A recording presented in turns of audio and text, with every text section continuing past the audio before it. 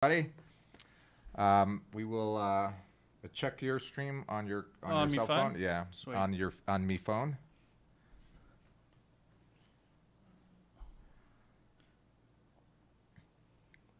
Yep. Yeah, we're live. I think we're on. Live event will begin. Wait, go back to your home page. Go to your home. Refresh that. Yeah, I can see it. Okay. Cool, we're on. But why isn't it live on yours? Hold on. Is that Andrew's or mine? That's Andrew's. Yeah, Oh, that's mine. Andrew's. Okay. What's up, Bogart? How you doing? Mervin, how's it going? Hope you guys are having a great day. Having some technical difficulties Yeah, we're just here. checking. AK's also live on his channel, so we're checking, make sure that he should be live. Let's close this and have a look. Yeah, refresh it. I'll check it on mine too. Actually, I could bring up your chat here too. Okay. Oh wait, we are live. Look, it says here. This is your chat. Oh, by the that's way. mine? Yeah, this is your chat. Okay. So go to your.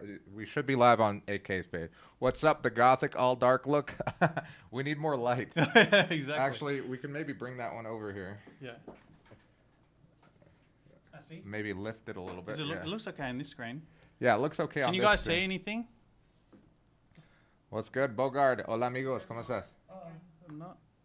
Yeah, it's so weird because it says that we're live on yours, but let's check. Okay. Upcoming. Interesting. 11 a.m. 11 a.m.'s here. Yeah, let me just check yours. Okay.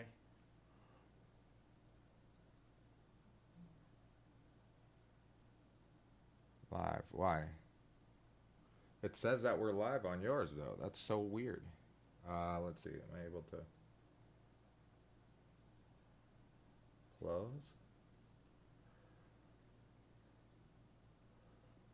Okay. Well, let's just see. Let's see if that works. Okay, it I'm says you're live. live. Okay, so Let's you're see. live. It's good. Good on your end, Bogard. Rocio, ¿cómo estás? Joel, what's good? The Gothic Medellin podcast, yeah. Yeah, we need more lights in here, but it's weird that this, actually, maybe I can increase the, no, I can't. I shouldn't do that live. Increase the light temperature on the camera. Yeah, we need to increase the light. I mean, we could do it from the back, but I don't know how to do it real quick. There's a wheel normally, but none of these things work. Yeah. Okay, mine's about to start. Okay. All right. Yeah. All right. I see both of you I clearly. see everybody here. Yeah. All Cool. right. Oh my God, it's gothic as fuck. Yeah, it is I see pretty, shit. pretty dark. Where's the floodlight? Someone turned their car on. Well, if we turn this on, it might Okay, that's better. Oh It'll my blind us, Okay, but that's better.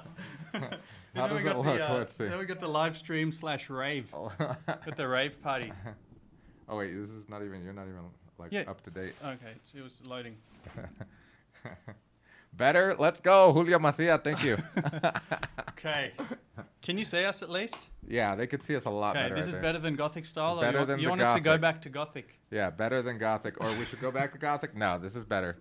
All right, guys. Thank you guys for joining. By the way, I am Andrew Macia. Welcome to the first live in this office. We've had lives before, but this is our first live here. Mm-hmm. And I'm going to be doing a live. If you're part of my channel, MedellinBuzz, I'll be going live every Friday to answer any questions, talk about a certain topic. And then AK and I will be going live at least once a month. Yeah, the every the third Friday? Third Friday of every month, Third right? Friday Yeah. of every month. Yeah, third Friday of every month. Cool. Talking about different topics today. What's the topic today, Mr. The AK? topic, well, today we're just going to talk a random bunch of shit about what we've done during the week because I think that's kind of fun. Yeah. I want to do a special shout out to somewhere that I've just been. That's why I was actually late. But the actual topic of Yeah, today... you got a fresh cut. I got a fresh Yeah, cut. I got was- mine on Thursday. I was rocking the long hair for a while, but Yeah. yeah, it wasn't working. So today we're going to talk about the 5 biggest mistakes that foreigners make when they come to Medellin. There's 5 probably mistakes. 50 mistakes, but There are a lot of mistakes. we're just going to yeah. talk about the 5 biggest Yeah. ones. You want to say hi to some of the people that are saying hi to you? Yeah. There's your chat right there. Okay, DJ Muñeco. I like your name. What's up, DJ? The girl voice that you guys hear is Luisa, which is our assistant. She's over here helping us. She assists us. Sean, how you doing, bud? Damien, Roman, nice Bang to see you. Bros? Carl? No, this is not a Bang Bros video. Settle down. Settle down. Damien, greetings from Australia. What a champion. Where are you from, buddy? Let me know. But yeah, let's get into it. First, let me just explain why we were late and why we had so many technical difficulties. I was at the barbershop, as you can see.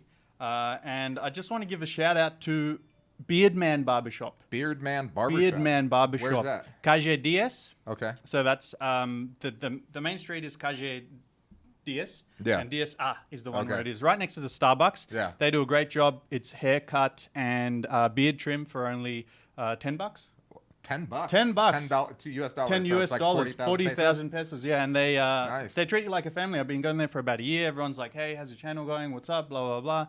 They take care of you. So Yeah. go to Mateo. Tell him I sent you, and he'll look after you. Yeah, nice. Yeah. Shout out to LaFond. LaFond sells these shirts, and they're pretty awesome. I love these. He's a shirts. nice guy too. Yeah, he's a good guy. Yeah. I love giving shout outs to local businesses because, as you would know, it's going to sound a bit harsh, but many of them are shit house.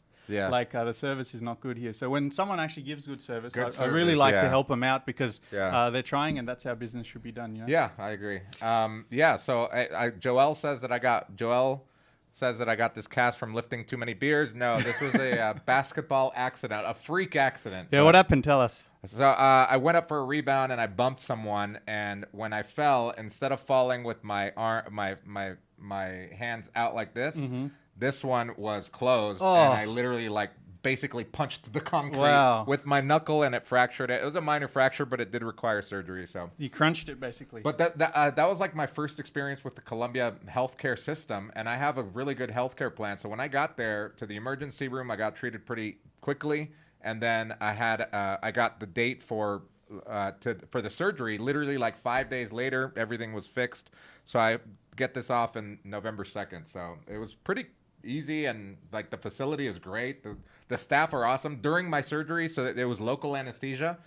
They had the radio playing reggaeton, vallenato. Literally, I'm in the surgery. I'm like, and this was happening. I'm like, this can't be real. I wish I had like my phone to show you guys this, but I didn't.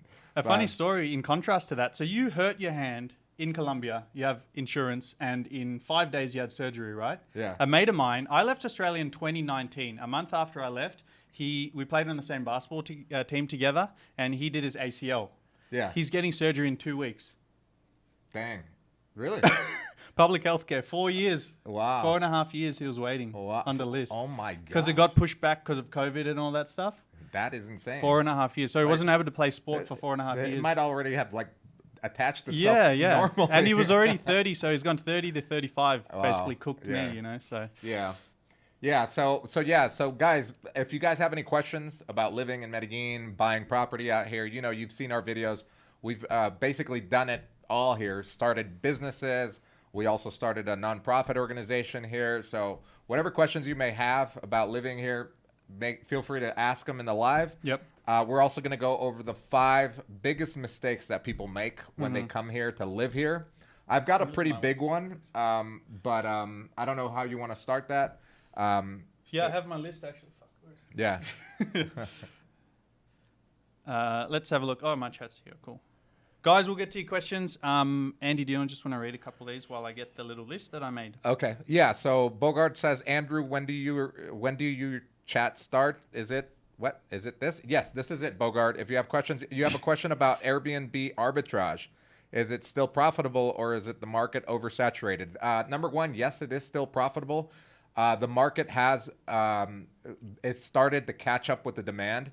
A couple years ago, the demand was low, so the yearly yield for me was about 25% to 20% ROI. Now it's gone down to about 15%, but it's still profitable, especially in areas like El Poblado and Laureles. I think Laureles might be the next hot spot, or will probably be the next hot spot because of all the attention it's getting from that new article by Timeout magazine, where it voted it the number one. What the number one coolest city in coolest the world. neighborhood in the world. Coolest neighborhood in the you know world that? by Timeout magazine. I don't know if you guys seen that. Just Google Timeout magazine Laureles, and you'll see it. For all of you that are subscribed to our newsletter, I'll send an actual in the newsletter email we about sent this the link, yesterday with the link and explanation. Yeah. So that Timeout magazine was the same magazine that did the report as Medellin being the most innovative city in the world in 2017, I think it was.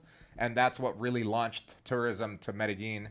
these few years. Laureles is probably going to see an influx of people coming into it, hopefully in a good way.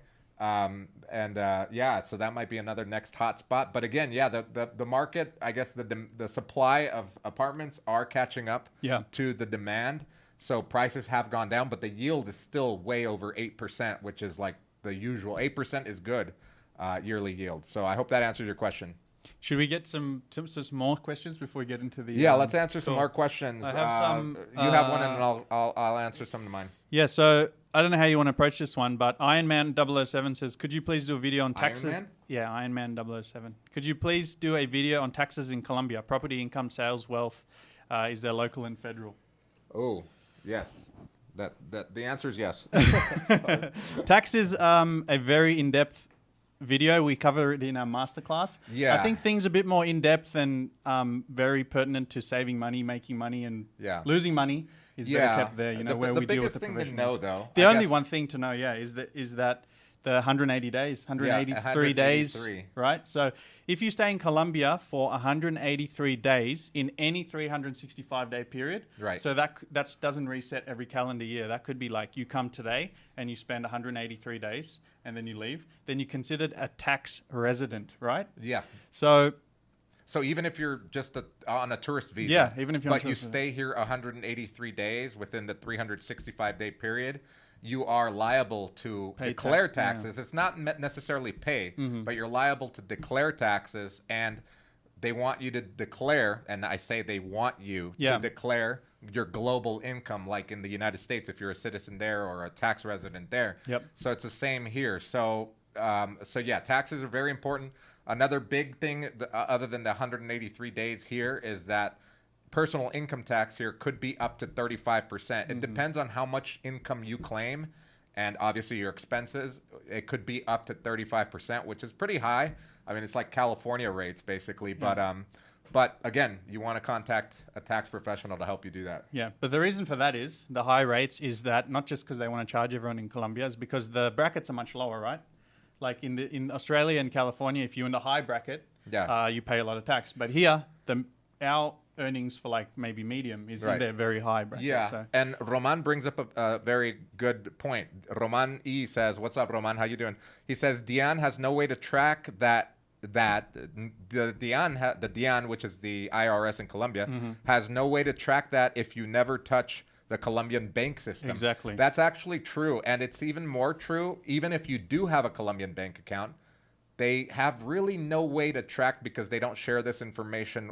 The United States doesn't share information with Colombia. So even if you do have a bank account here, but you have business and bank accounts in other countries, it's very not likely that they're going to know that. But again, we're not tax professionals. Let's not talk too much about that on the live stream. You got to go talk to your tax accountant for sure. Or come and check out our masterclass. We've got the whole tax module in there. And we work with our tax accountants there. Yeah.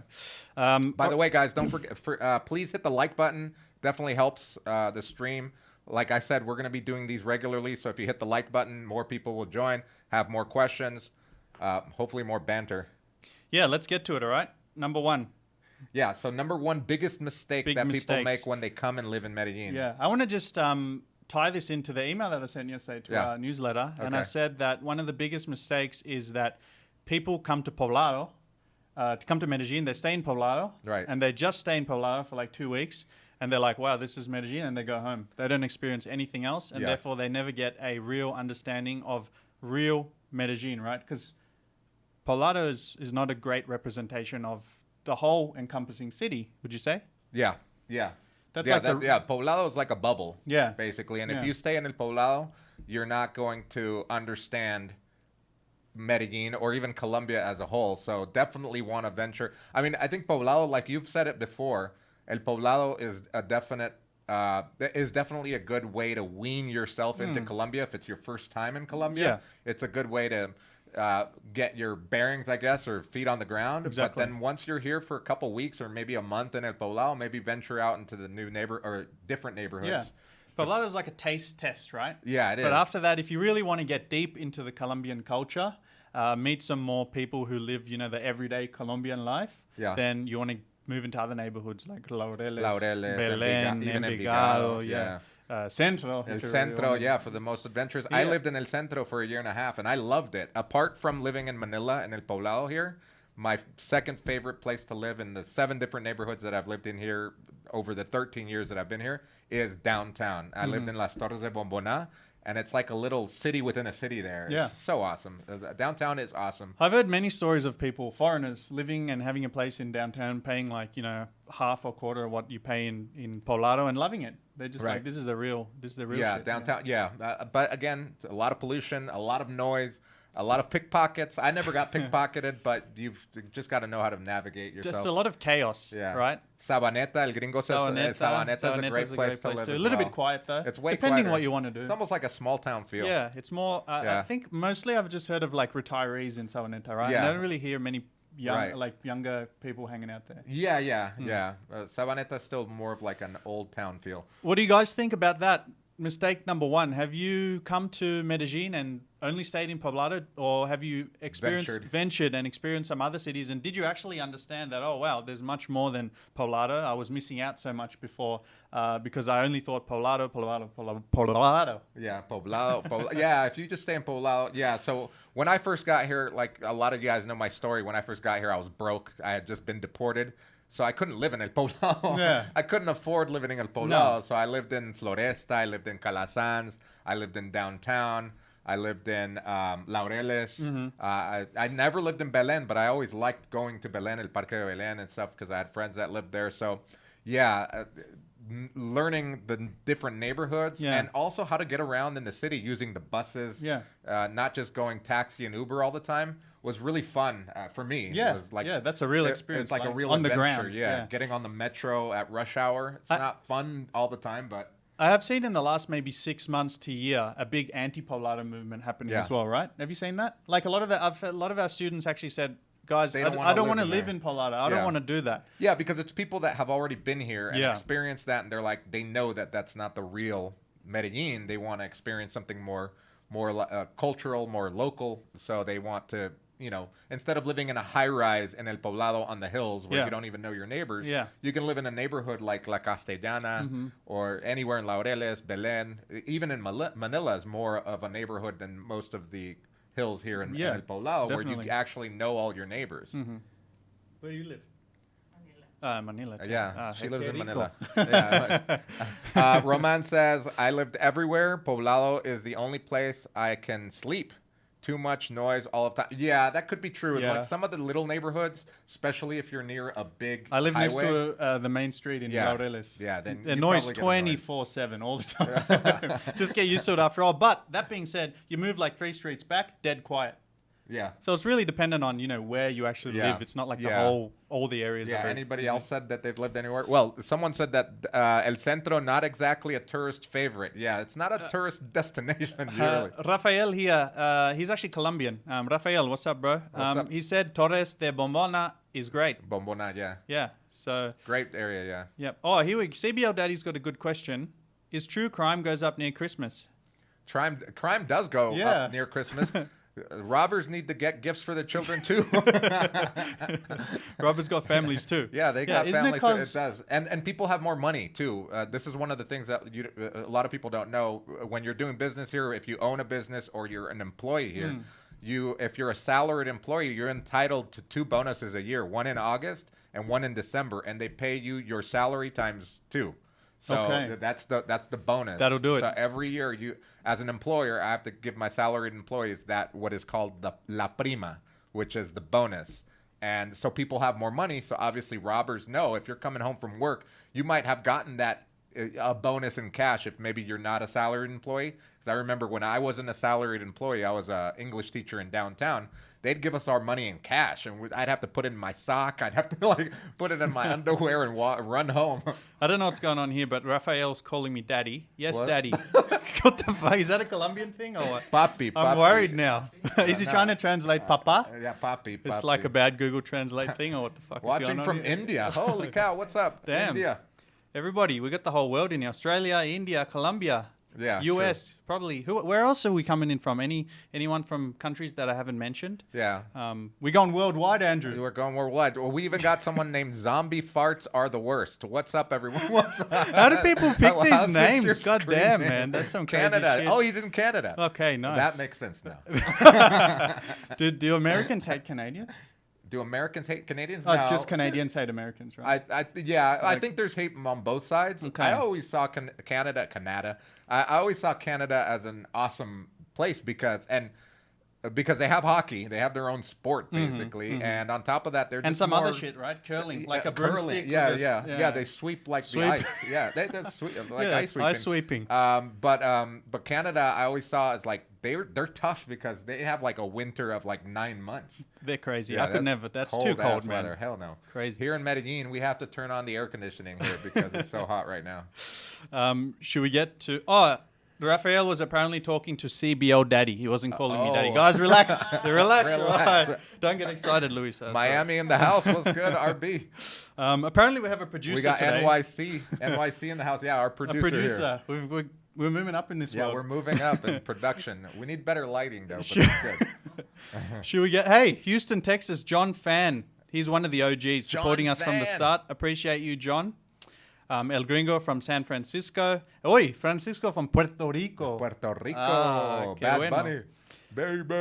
JB London from the UK originally. Greece. Yeah. Holy shit. Let's Greece, go. Let's go, Greece. Man, Finland. What Finland. the fuck? Arias. Oaxaca, Mexico. Oaxaca, ¿cómo estás? Man, I never knew we had so many people watching from. El compa James. Isn't that exciting? Finland. Nice. All right, so Well, the let's- number one was only staying in El Poblado and not moving from there. That's one of the biggest mistakes that people come. I have a and- name and for do these here. people. What's that? Super Gringos. Super Gringo. The one that only comes to Poblado, only goes to the bar. What's it, Patrick's or whatever? Yeah, the Patrick's sports or bar. or my bar. Yeah. I'm kind of a super gringo because I did the whole. You're such a super gringo. I did the You whole didn't leave the tour fucking of Medellin. 2 blocks of here. I say one thing. I don't cross the river. I don't cross the river. If you need me to do something, don't ask me to cross the river. I stay in. Andrew's Poblado. too good for the rest of us now. You gotta be I like can't- me, living in the. How am I gonna? You gotta live in the streets, bro. I walk with my Rolex and my big gold chain with my daughter's name on it. I don't have a daughter, but no, I don't do that. Don't do that. That's a number 2 That's big a horrible, mistake. yeah. You know, some days, Andrew, being that I don't like Poblado, but you know that. But being that I don't come to Poblado much, I'll go weeks without seeing any foreigner except myself in the mirror. All right. Yeah. Did you know that? You go weeks without Seeing a foreigner. Belén, Laureles, I didn't see no one. Yeah. Here I see one every day, Yeah. but I like it. This is what I like to do. I didn't see that there's a difference between some people that come here to escape the United States. I came here because I was Deported. kicked out of the United States. Yeah. I didn't want to escape. I want to go back. I wanted to live there, but I can't. So I have my little United States here in Calle 10. What's up, He's Boston? from CBO Daddy's from Iraq. From Iraq. Iraq in Originally the house. from Iraq, but you live in San Diego, right, Oh, bro? San Diego. Yeah, but New he's Jersey originally was from good. Boston was We got good. the whole world representing Medellin right Jamie now. Gorman Love it. says North Carolina. Thanks for not being another sleazy Medellin channel. We'll get there though. I'm just Andrew kidding. tried, but I had to talk him out of it. All right, so you can thank me for that I actually wanted to have a drink, Andrew's but like- it's 11:30 in the morning, so maybe I still have to go to the gym. I still have to do work. Hey, don't lie. You don't go to the gym. I do go to the Oh, gym. you do? Yeah. Does well, he go to the gym? Yeah. I was just talking Yeah. about. Okay. Yeah. cool, I can't do any lifting, Okay. but Okay. I have to do the. Andrew the sent me machine. a voice message 2 nights ago, and it was like. Yeah. At like 9 p.m. I was like, bro, are you in the club? It's like Wednesday night. What the fuck are you doing? I was at the bar. It's at the bar. You go there every day to the bar? Only when there's sports on. So like So every right day now. Now there's yeah, baseball, right now, basketball, and football. So we're every in day. the golden time of sports during the year where basketball just started or Yep. it's about to start on Tuesday. We got MLB playoffs. We Yep. got the NFL in Goddamn. full swing. We Everything's got happening. hockey Yeah, starting. yeah. We got the Colombian Soccer League. We got World Cup qualifiers We got going on. Canadian broom we got sweeping. Canadian curling competition. We got everything on. But so. that's one of the beautiful things yeah. about the city, right? It's very easy to socialize. Someone can just come to the bar, Oh yeah. meet some people, watch some sports, and boom. Yeah, and In many other countries, like it's hard to find that, right? Yeah. Yeah. All right, after that long segue, let's get to number 2. Number 2 in the biggest mistakes that foreigners make when they come here. let's talk about not making local friends. Not making local friends. I see this. Just sticking to. Yeah. That's kind of on the same avenue of staying in El Poblado, and Yeah. then a lot of I've met a lot of people here that their only friends are other expats, and I've also met a lot of people that are here for maybe a year or 2 years, and then they leave because they say they just weren't able to find a community. They weren't ever able to make like real connections with friends, and they just didn't feel at home. And that's because they never really ventured. Number one, they didn't venture out. And number two, they didn't learn Spanish. So, like, in order to make local friends, you have to learn some Spanish and at least try. But sometimes people just, they get comfortable and their routine, and then they're like, man, I have nothing here. Or their friends leave, because a lot of expats do leave, or they travel a lot. So you're stuck in that same routine of trying to make new friends, and then they leave, and then you have to make new friends, and that gets boring and sometimes even lonely. Yeah, it does. I've seen many people actually, when we mentioned this one, not making local friends, Luisa gave us the, are you Colombian or Venezuela? Venezuela, okay. Yeah. So I have Colombian friends, but I think they are like a little bit patriotas. Okay. They are super close sometimes.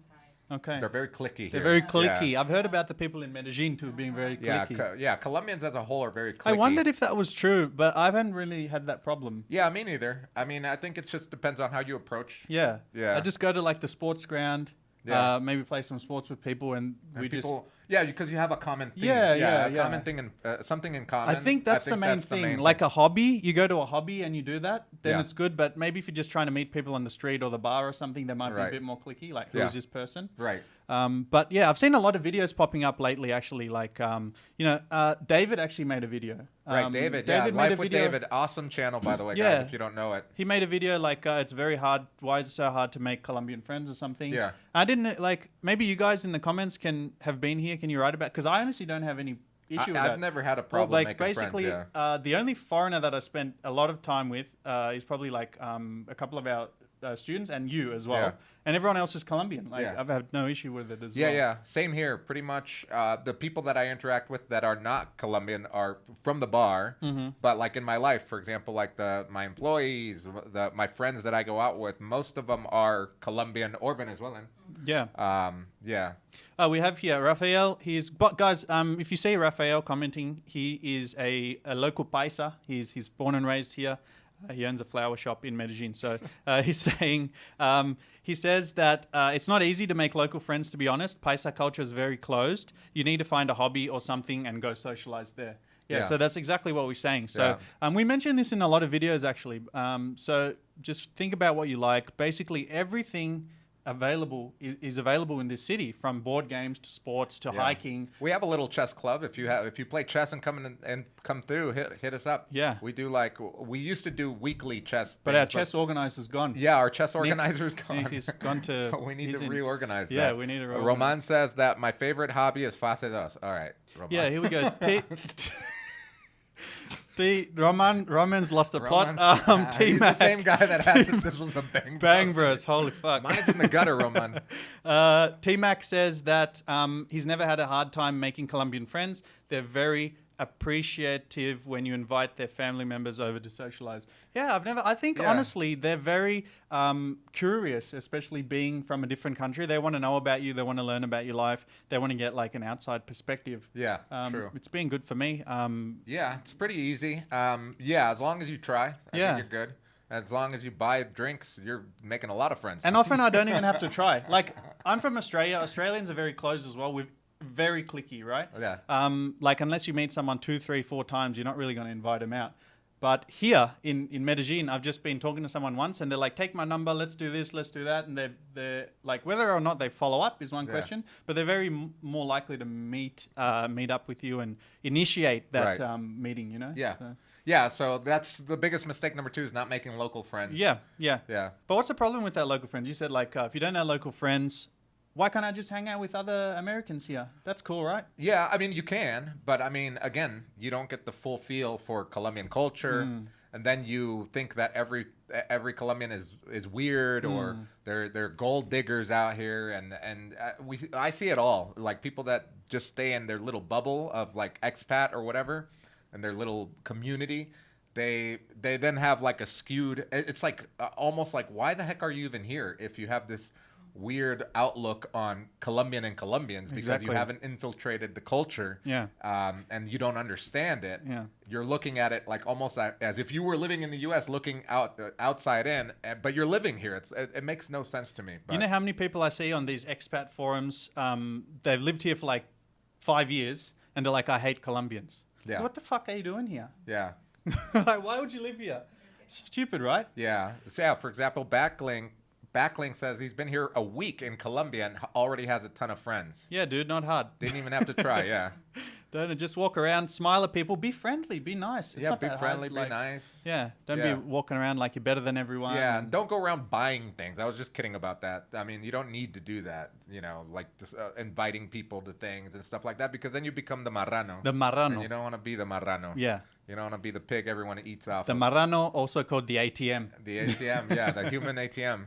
Yeah, so that's number two. Number two. Biggest. That's a very important one. that's I a big think one. if you fix this problem and actually have Colombian friends, your level of enjoyment in the city is going to go from like maybe 4 to like 10, Right. 11, 12, right? Yeah, That's a T-Mac big says expat forums are very toxic. Oh, Yeah, they're the worst. It's weird, man. I don't know why Medellin in particular, because I'm part of the expat groups in all the other countries that I've stayed in. For example, like even in Guatemala, Mexico, places that I've been to. There's groups on Facebook, and they're never as toxic as the Medellin. Even the ones in Cali and Barranquilla that I'm a part of in Bogota. The expats there aren't as toxic, but for some reason, Medellin attracts very toxic people. I don't understand it. I don't really care to understand it, but it's true. I think you know why. I don't know why. Why? I think it's just the history of the city and what it offers to some people. A large percentage of the vacationers here and expats here come for less desirable or not so wholesome reasons. That could be That's true. why, yeah, yeah. because it's been toxic even before Facebook was a thing. Yeah. Facebook groups were a thing back in 2010 and before 2010.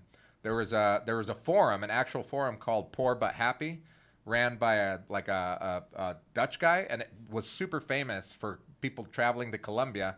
But it got so toxic, and he got so many threats that he had to shut it down. Wow. And many people have done that. Even like other popular blogs and stuff like that, where they had to shut down because it got so toxic. Yeah. And those people left. Even the on country. YouTube, like every day I got to block like 5 people because everyone's just fucking Yeah. so negative. Yeah, I'm toxic. No, I'm just kidding. I try not to be toxic, but You're people, toxic in relationships. Yeah, people know. There's stupid, man. It's Get like toxic. keyboard warriors. Yeah. There's a lot of keyboard warriors.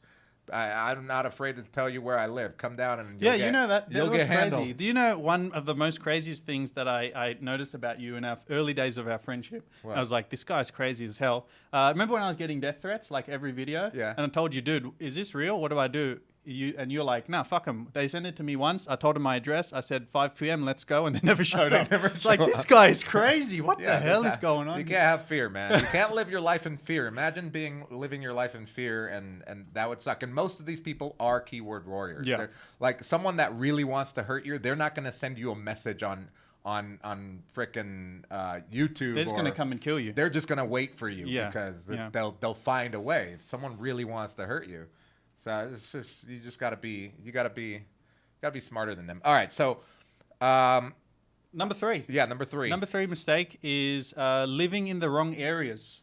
And this one is a little bit different to what we talk about never venturing out of Poblado. This one could be as simple as not doing your research well and then maybe booking a place and living in, let's say, Sabaneta. Right. And then feeling isolated, right? Right. You've heard of many of these stories Yeah. because some areas are not so welcoming for new tourists as other areas, right? Can you explain that a bit, Andy?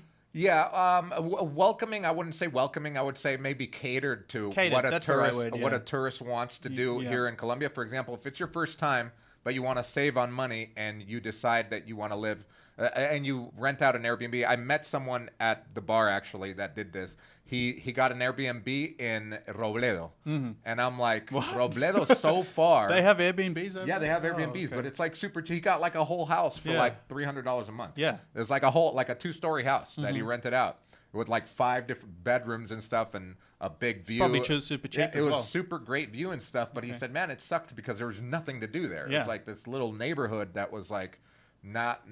He said it was cool in the sense that he really got the immersion of like Colombian culture, living in an estrato 3, which is a low income neighborhood, Yeah. or a lower income neighborhood. So he got that immersion, but when he wanted to do something at night and stuff, he didn't really feel, that welcomed, because people were working class. They're there to work and they live there, and there's not a lot of going on. Probably not There's going to be able to connect with them that much. Yeah, there's right? no bars, there's no restaurants, Yeah. or there's very little. You have to travel a long way to get to something. So he made that mistake, so he was there for a month and then changed to Laureles, where he said it was way better for him. So yeah, booking just based on was trying to save money into a neighborhood, you should probably research the neighborhood first, right? Yeah.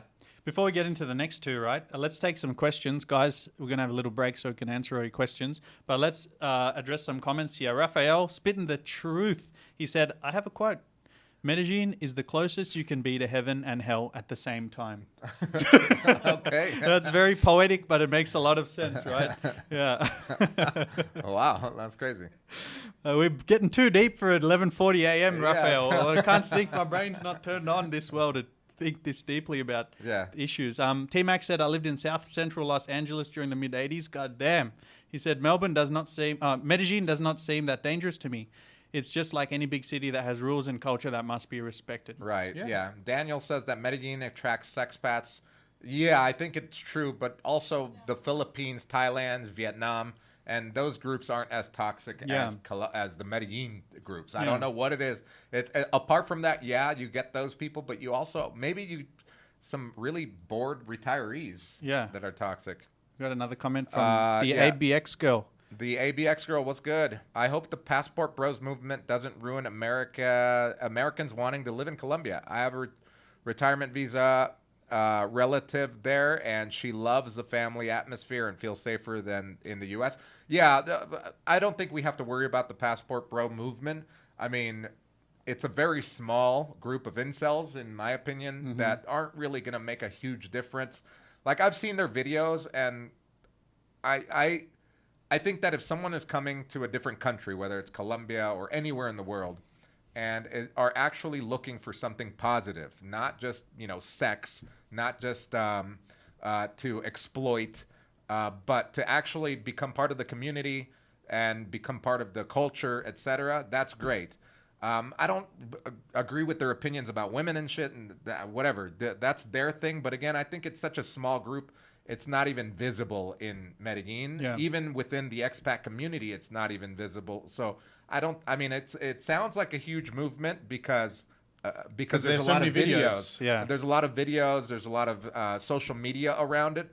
But in reality, it's pretty much a small group of, insecure men that want to feel secure, which is okay. If that's how you feel and you're coming to a country to provide something good, invest, build a family or whatever, that's amazing. But whatever. But I don't think you have to worry about that. I think the reason that we are so aware of it is that, isn't there an old saying that goes something like the most empty pot makes the most noise or something? Yeah. Yeah, it's because they're just broadcasting all over YouTube. You don't see the video of the guy who just came here, had a nice week, Yeah. eating some good food and going home. Exactly. But the guy who chased 50 women and this Yeah. and that, and then you see a lot of videos, right? Yeah, yeah. But one thing I've actually noticed is a lot of these passport bros are now leaving Colombia because they can't get the submissive type of women that they're after.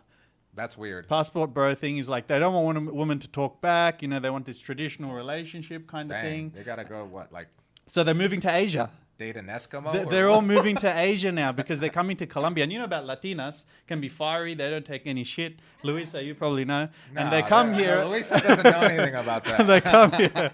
And they come here and they try to find these women. And then they're shocked because then they're getting some Latina flavor, some Yeah. Latina anger. And they're like, fuck this, I'm out. Yeah. I'm going to Asia. One guy told me he's going to Saudi Arabia to find women who are more submissive. So that's the type Yeah, of people we're dealing with. That is weird. Yeah, that's weird. Yeah. Why doesn't Luisa know? What she knows? Okay. Yeah. What's up, Elizar? Elizar said, "I heard someone speaking English in my neighborhood yesterday, and I was shocked." Dang, that is shocking. Daniel, what's up, Daniel? What's Bogota your neighborhood, Elisa? Can you give us some Elisa, what context? neighborhood? Are you like were you in Los Angeles? Because yeah. then I'd be shocked. Yeah, in Hialeah, Yeah. in Hialeah, and near Miami. That's all Dominicans and Cubans there. Abigail says, has DC Rob? Who's DC Rob? I know DC. He Rob. makes videos the every news. day. He's like a news guy. Yeah, news guy. Yeah, he basically awesome takes channel. the Colombian news and translates to English, right? Yeah. Yeah. Yeah, DC Rob has not been on our show because this is our second live ever, and DC Rob's been doing videos forever, and he does lives, I think, too. I love watching his channel. I get a lot of my news there because I don't watch TV. I watch YouTube. He's great. Elisa lives in Envigado. Oh, that makes sense. Envigado, there's hardly any people speaking. Great place to live, yeah. Let's get to what some people are saying over here. We got Medellin. El Gringo is saying, Medellin, you always have to think first. Apply common sense and you won't typically have issues. 100% true. 100%, The only problem is common sense is not common to many people. Yeah, Daniel says, Bogota doesn't have a lot of the issues Medellin has. The only thing is the weather that sucks. Whoever doesn't like the cold. Well, it's not only the weather, but remember that Bogota has almost 10 million people in there. So you're going to have a lot other issues. Of course, crime is going to be higher. You've got more people, more poverty, more crime. Number two, traffic is going to be even worse because the public transportation system is not great. And on top of that, everyone has a car or two because of the pico placa, ton of motorcycles. So traffic's even worse because it's just more people, more density, more noise, more pollution. So you get all those big city problems. But Bogota, when I lived there for 6 months, I liked it. Yeah. I liked living there. But again, the weather is the thing that I didn't like the most. That's why I stayed in Medellin for 13 years now. If the weather was better, I might even consider living in Bogota, to be Colby honest. from Rhode Island, what's good? There's a lot more options in Bogota. It's a lot more varied because obviously 10 million people and it's a lot more multicultural, multinational, international city is what I'm looking for. Rafael, what do you think about Bogota, man? I'm interested to hear your comments. What about the people In Bogota? Yeah, what about the Rolos? Yeah, they're called. They're called. Maybe it's the capital. Yeah. But Well, you I think think about it, it's- right? Where people are doing more work, like Bogota, because it's a business city. They're going to work there, right? They're less likely to be talking to people in the street and whatever. Yeah. But if you go to the coast, no one's doing fuck all work over there. Yeah. So they're just chilling, hanging, but they're much more likely wanna to talk party. to you. Nope. Costanitas all day. Yeah, Costanitas all day. Yeah, they're just drinking, chilling. You're But like, it's also relative. So, for example, if you grow up, for example, like in Venezuela, or you grow up in Medellin or in La Costa, and then you go to Bogota, you feel people are cold and they're less sociable. Yeah. But if you grow up in the United States, in Los Angeles, California, and when I got to Bogota, I'm like, what are people talking about? These are the nicest people in the world. Compared to Los Angeles, I knew all my neighbors when I lived there. I talked to everybody. Everybody was nice. When I'd go out, people were nice. But yeah, if I compare Bogotanos or Bogota culture to the Paisa culture, Paisas are way more friendly. Yeah. But it's all relative, right? That's true. Rafael says Bogota is good for business, not so good for living. It's more crime. I have heard there's more crime. Yeah, there's more crime.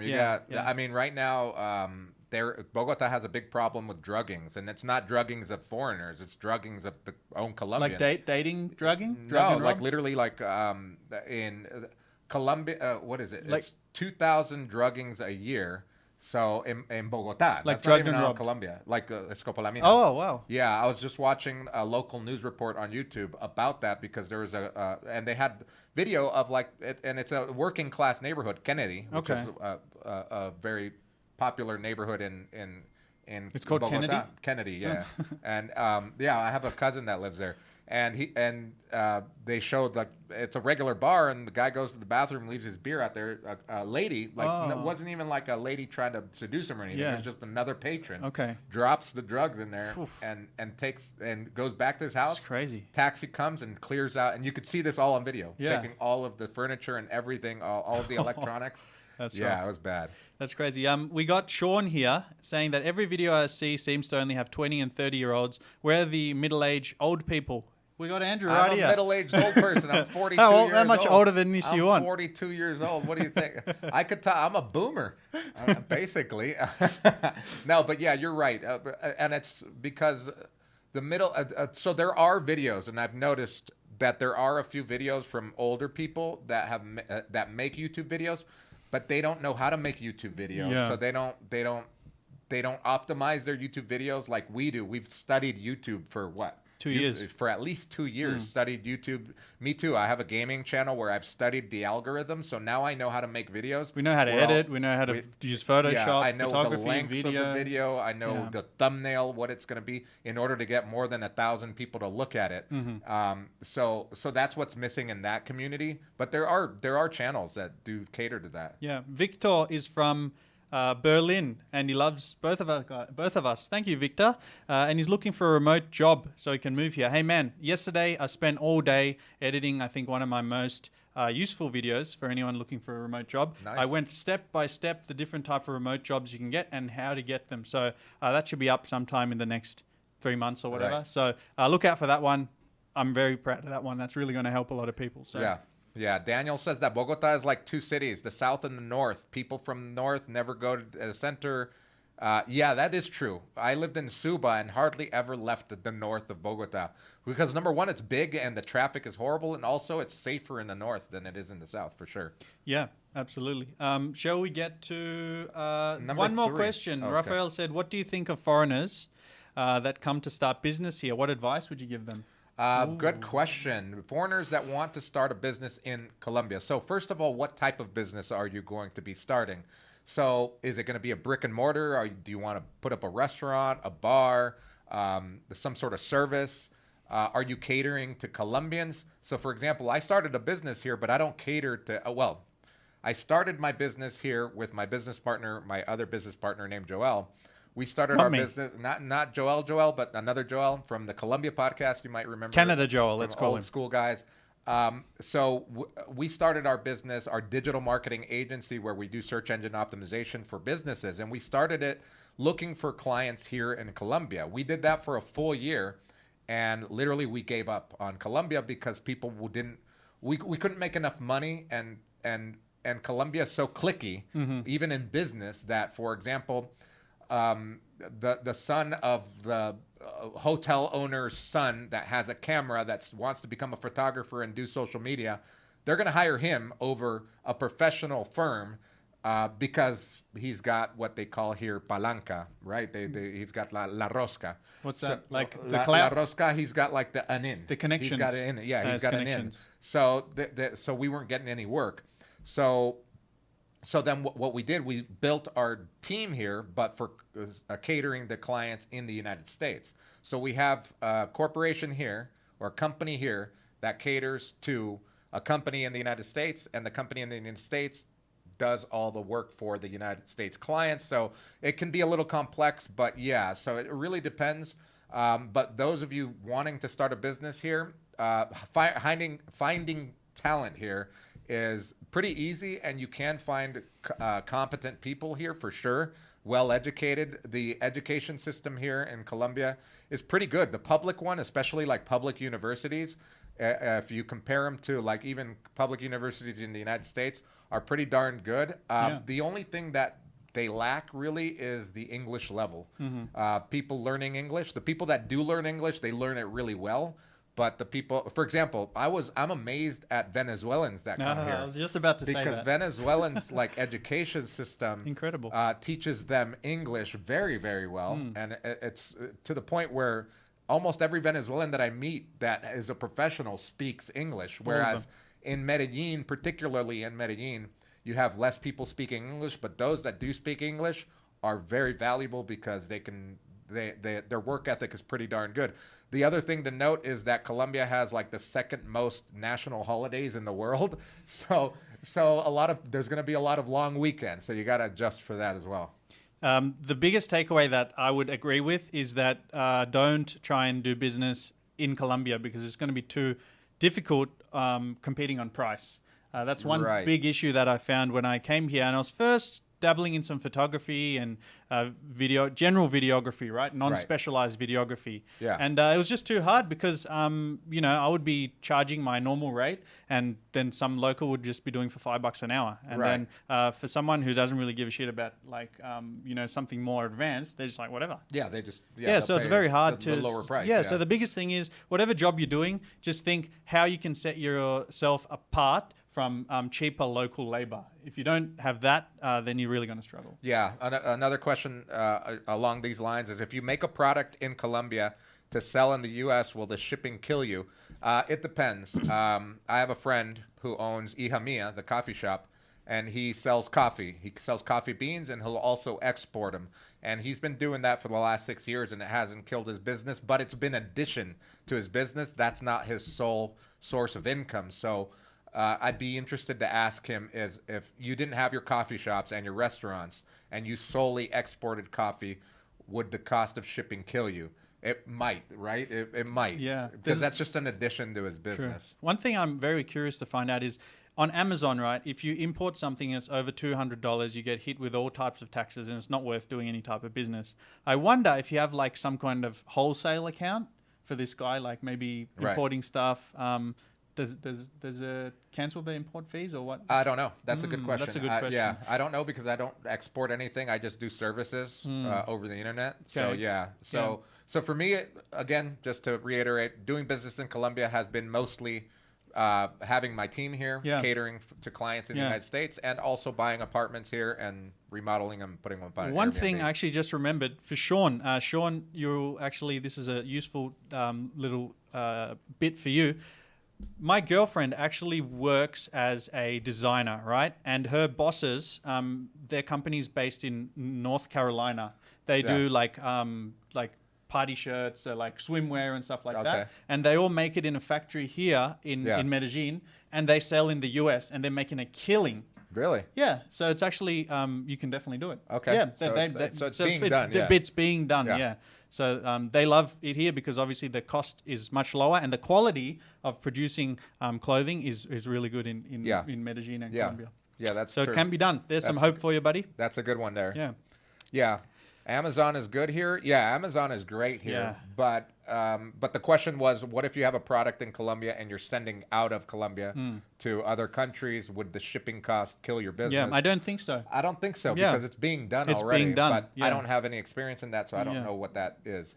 So shall we get to the next one? Yeah, I have one. Yeah, go for it. So a big mistake that... Hang on. If anyone just joined in today, we're talking about the biggest mistakes that foreigners make when they come to Medellin and come to Colombia, yeah? And just before you get into that, remember there's a super chat feature. How does that work? Oh, someone did super chat. Yeah, by someone. the way. Thanks. I didn't see who that was, but thank you so much. Yeah, thank you for the super chat. That was Eric. Thanks for the super chat, for man. The $1.99, Eric, and the little cat emoji. Yeah, let's go. Cheers, man. If you want us to, we have a lot of people watching right now. If you want to thank us for streaming, or you just want your question to pop up with a big color and us to answer it immediately, just make sure you can. Just remember, you can use the super chat feature. Yeah, and remember, any donations that we get or that I get on the MedellinBuzz channel, 10% of that goes to help Colombia. So it's not all profit and whatever. Okay, so let's go to the number 3 mistake that people make when coming. Number 4. We're number 3 or number 4? Producer? Number 4. All right, so number 4. I can do 4 here. Number 4. The number 4 mistake people make when coming and living in Colombia is a big mistake, and I think you've made this mistake. Yep. Is sending money to a Colombian bank account to pay for your expenses. So for example, let's say you don't have a Colombian bank account, but you need to pay stuff, and you have a Colombian friend or a Colombian girlfriend or a family member or someone that does have a Colombian account, and you start sending them the money so that they can make the payments for you. I do this all the time. Yeah. So that's a mistake? That's a huge mistake. Because if you keep sending money, if you send them money, they're going to have to, and they report taxes, that's income. Oh, that's not my problem, though. That's not your problem, but it's a huge problem for the person. And I'm particularly talking about larger amounts. For example, if you're sending $10,000 to someone's bank account, they're going, and I've seen this happen because people need to buy something or pay a rent in advance, and they have a Colombian girlfriend or boyfriend, and they send them $5,000, $10,000 in advance. Guess what? They're going to have to report that as income, and that's a huge mistake. One of the biggest ones that I saw recently was someone that was buying a property, and they sent about $50,000 to a Colombian bank account to their girlfriend, and then the girlfriend's like, "Oh, I owe $5,000 in taxes." He's like, "What?" He didn't. Yeah, Colombia does have rules. Hey, T-Mac with the super chat. Let's go. T-Mac champion. Hey, before we get to T-Mac's question, yes, that is a good thing, and I realize that's a mistake now because my girlfriend, as of last month, has cut me off from sending any more funds to her bank account. She broke up with you. She's cut me off because too much money.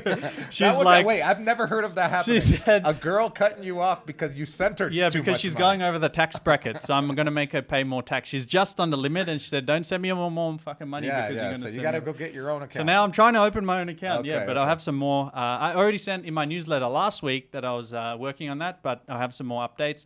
As everything in Colombia, they told me, hey, we'll call you. I went on Friday. They said, we'll call you on Monday with an update.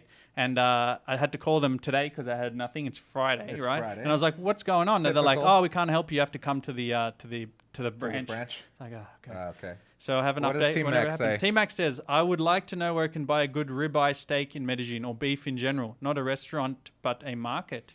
A market. What about like this Plaza Minorista? You're talking to two vegans. Yeah. First of all. But when I did eat meat, yeah, you could go to like any of the big markets, like El Mayorista or La Minorista, and they have a huge meat market section in both of them. Even Placita de las Flores in Barrio Boston in El Centro has a big like underground meat market, and that's where you can find some really good product. Yeah. And also there are like local butcher shops that are better than others, so you just have to venture out, maybe even ask in the groups without being killed by the toxic people. Plaza Minorista is a good one because if anyone's been following me from early days and they remember when I did those series of videos with Felipe, he was the taxi driver who was like falling on hard times, and a few of you might actually be in here. I don't know how many of you guys still from that time when we raised money for him to redo his apartment, and also we went out shopping. We went to Plaza Minorista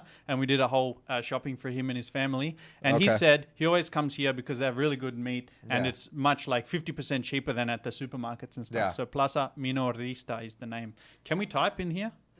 Yeah, we can type. You want to type there? Oh yeah, I'll type here. Yeah. So AK is going to put it in his chat on his Plaza channel. Minorista. And which one? Mayorista. Plaza America. And Mayorista. To Because Minorista is actually in Itagüí. No, it's No, here. Mayorista is in Itagüí, Minorista is in downtown Medellin. Mayorista. Yeah. Minorista is close to here. It's in Laureles somewhere. Yeah, I pass it all the time. Yeah. Like going towards downtown. And it's quite the experience. Even if you don't want to go and buy a ribeye steak, you can just walk around and it's just fun. Yeah. A lot of crazy stuff. Yeah, I love on. going there for fruits and vegetables are insane there. It's awesome. Yeah. Okay, so let's see what else we got here. You should talk about how mental health improves greatly for people coming here. More vitamin D because of sun, also walking more, less cortisol because of less stress. I give out a lot of vitamin D.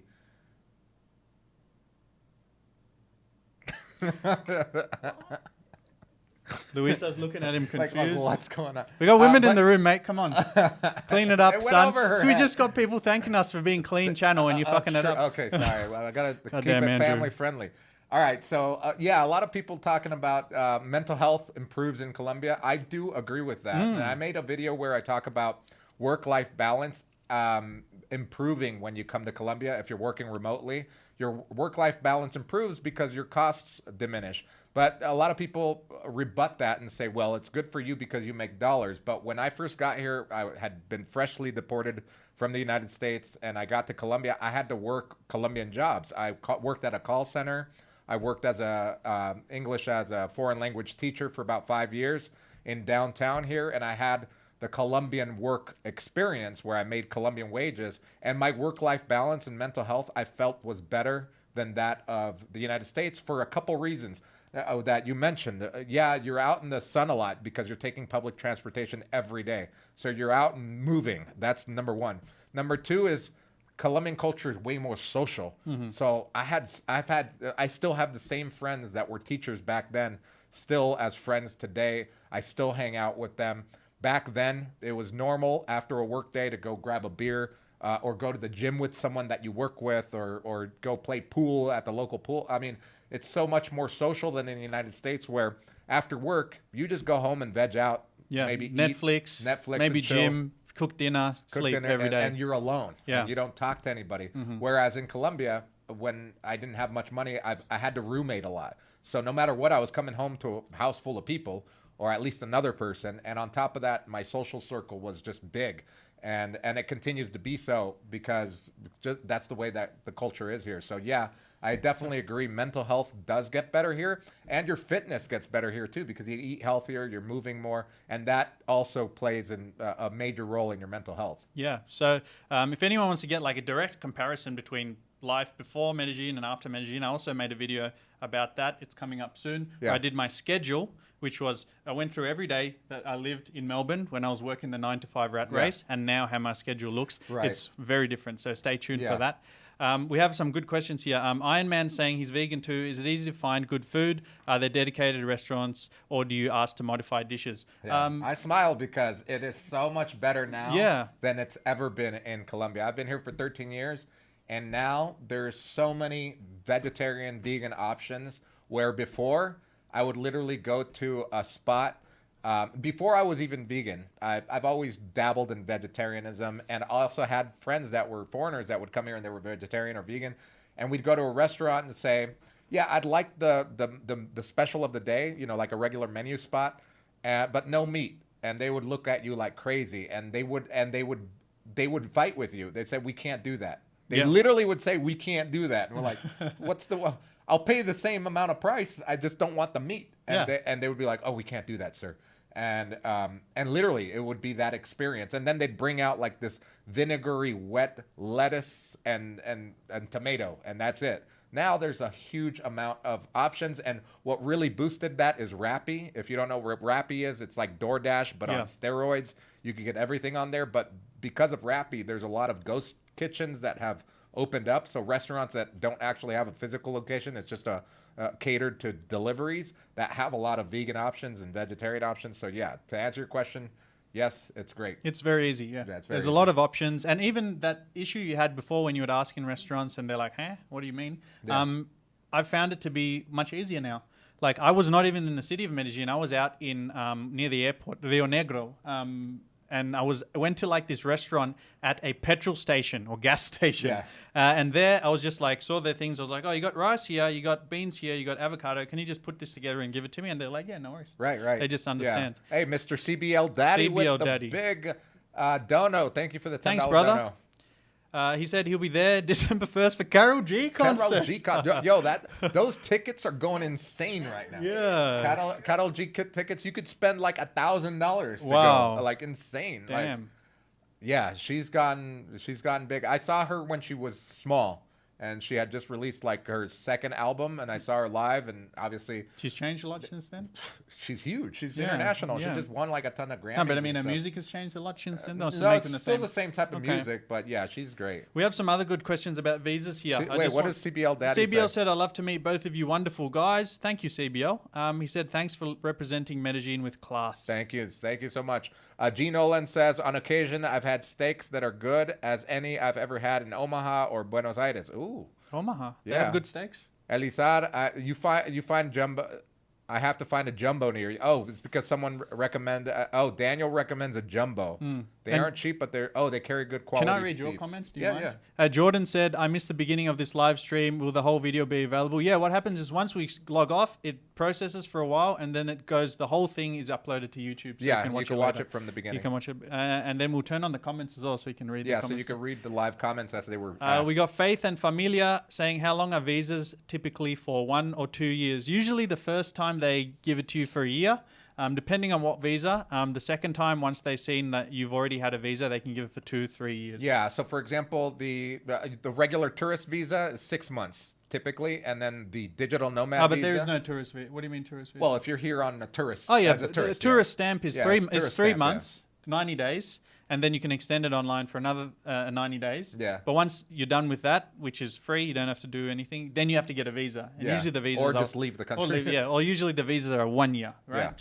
And then we have another guy, Christian, asking, my wife has been in the US for 15 years and still has Colombian passport. Would it be easier for me to live in Colombia since I'm married to a Colombian citizen?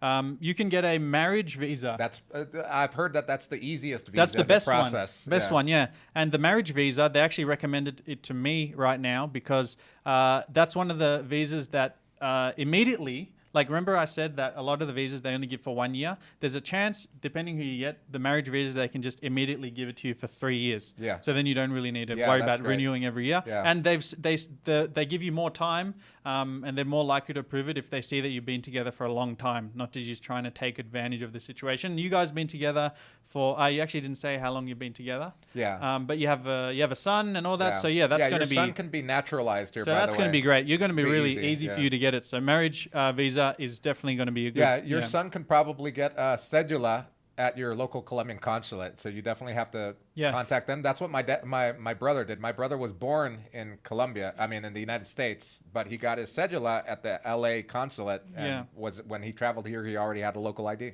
Yeah, but Scubaroo20 is asking the same question. Boys, this one is the easiest one. They told me, hey, AK, if you can convince your girlfriend to do this, this one is the easiest visa to get. So definitely get onto that one, all right? And let's look at, CBL Daddy paid $800 for 2 tickets.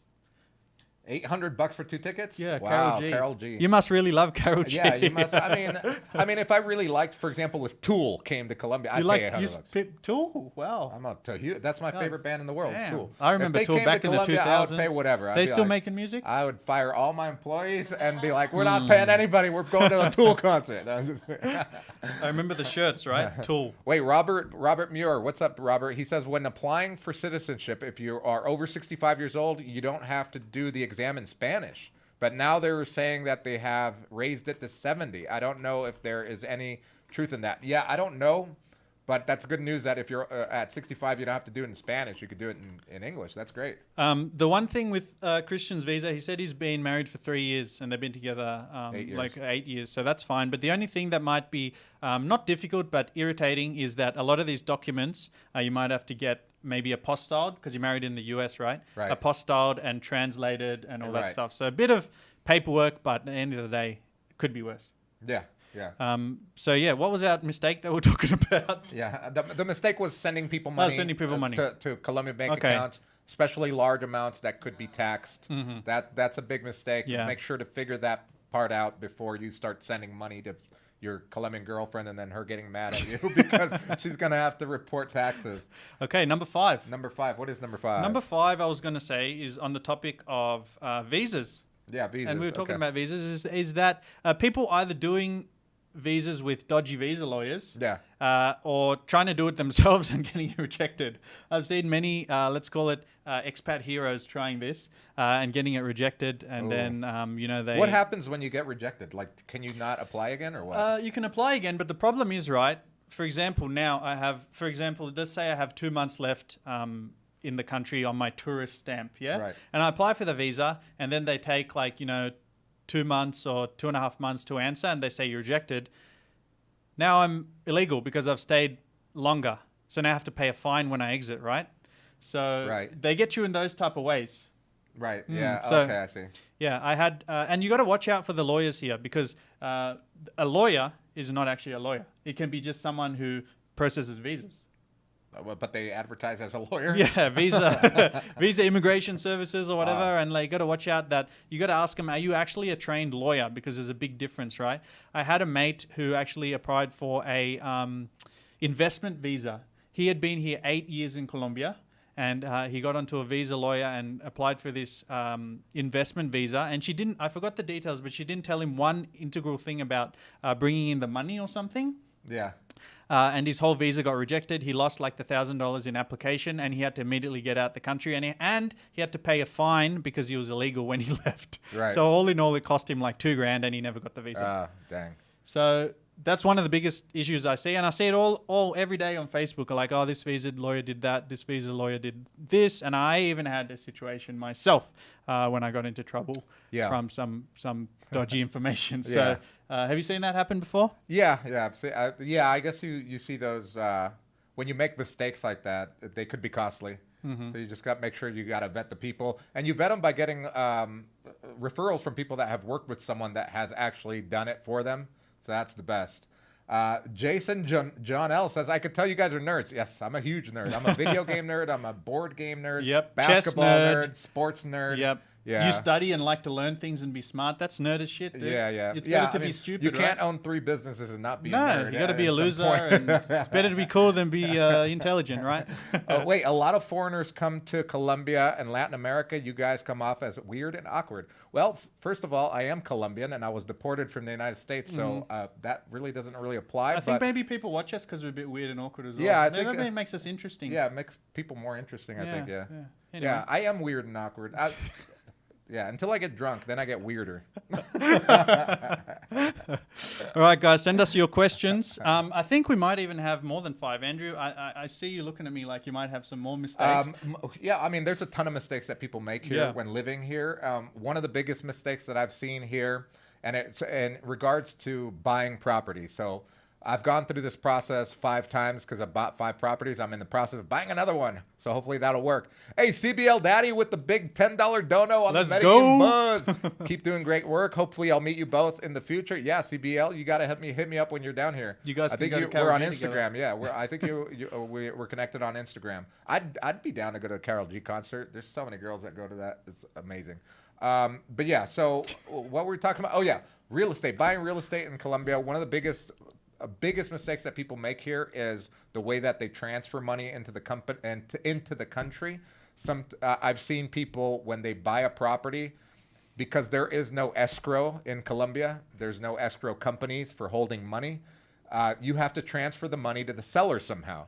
And when you're transferring money to the seller, I've seen people transfer directly from or wire the money from their U.S. bank account to the seller's bank account. And the mistake there is in the way that you're registering your investment with the central bank. If you don't do that correctly, you can be fucked in the future for tax liability purposes. So the best way to transfer money for buying a property in Colombia is to transfer the money directly to a bank account that you control in Colombia, and then you transfer the money from your bank account in Colombia to the seller, because then you're in control of registering the investment with the central bank here, which is probably the apart from getting a clean title when buying a property in Colombia, which is number 1.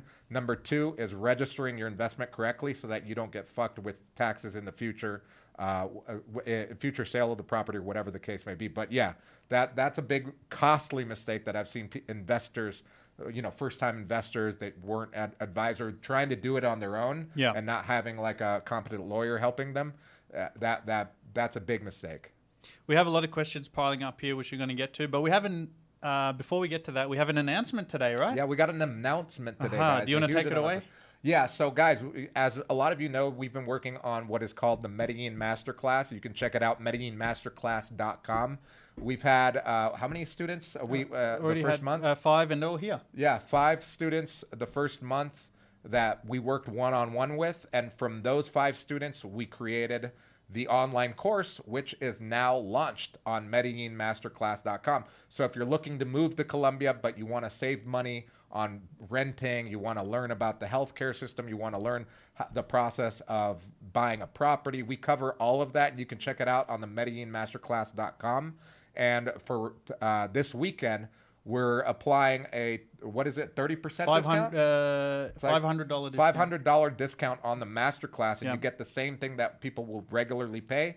The biggest takeaways, a lot of people ask me, well, why do I want to pay to learn how to move to Medellin? Well, number 1, this is for people that are definitely moving here long term. It's not for visitors or tourists, 2 weeks. No. And it's also for people that are serious, that are either going to be working out here, starting a business, buying property, doing stuff, maybe setting up a nonprofit organization. Of the 5 people that have already taken the masterclass, all of them are either entrepreneurs. They're all entrepreneurs. They're all entrepreneurs. Entrepreneurs doing business. Early here, retirees. And we raised the price on it because they all gave us feedback and said, we've saved thousands of dollars in the next coming year because we took the course with you guys. So this is more valuable than what you guys sold it for. So, and we had that same feedback from everyone. So we raised the price, but for this weekend, it's on discount. And another huge takeaway is that from that masterclass, all those entrepreneurs and all those early retirees, we're forming a group, or we've formed a group on WhatsApp. So if you get accepted, because we're not taking everyone, we've got to vet you. We don't want douchebags and scummy people that are coming for unscrupulous reasons to Medellin to be part of our group. Someone that can actually Add value. to the group. This group, we're going to do regular meetups. Twice a month. Either going to soccer games or just dinners, etc., so that we can all talk and integrate. Yeah. And some less formal meetups as well, like a co-work here and there, cafe, whatever. Yeah. So yeah, we just saw there was nothing like this in the market. No like real wholesome community of guys or girls helping each other and raising each other in business and life, and something more deep than what you see in all the shitty Medellin groups. Yeah. And there was no course. Like there's no course to teach people. And I wish I had that. I definitely would have bought it when I first came. It was like, I'm arriving here. I don't know anything. I want to pay someone and you just handle it for me. Right. So we took that, and this is not, as we said, not for, tourists, visitors, backpackers. It's more for like serious investors, entrepreneurs, people looking to live here long term and avoid the headaches and the time consumption of having to learn all this stuff, because you've been here, almost 15 years. So even you didn't know anything. Yeah. So when we had content gaps, we went out to experts, tax lawyers, visa lawyers, insurance agents, all these people, health insurance agents. So we brought that together, and we actually wanted to launch a month ago. But what happened? Yeah, we wanted to launch a month ago. I was like, Andy, we're missing stuff. But man. we're missing We stuff. cannot sell this course and call it the masterclass if we don't have everything in it. So let's go back to it. And then we had to take everything down, add more stuff, film again. So now we've finally done it, and it's launched. It's launched. It's on. Yeah, so it's launched. Check so if it you guys out. are interested, or if you have questions about it, feel free to email or write us in the comments of our videos, etc. And there's a code as well to get this discount. You forgot to tell them There's that. a Yeah, code there's a code for the discount. Yeah, it is. I'm typing it here. Maybe you want to type it to your peoples as well. The It's code is called DREAM. Yeah, DREAM. You could type it because I've got. No, you one can't hand. type.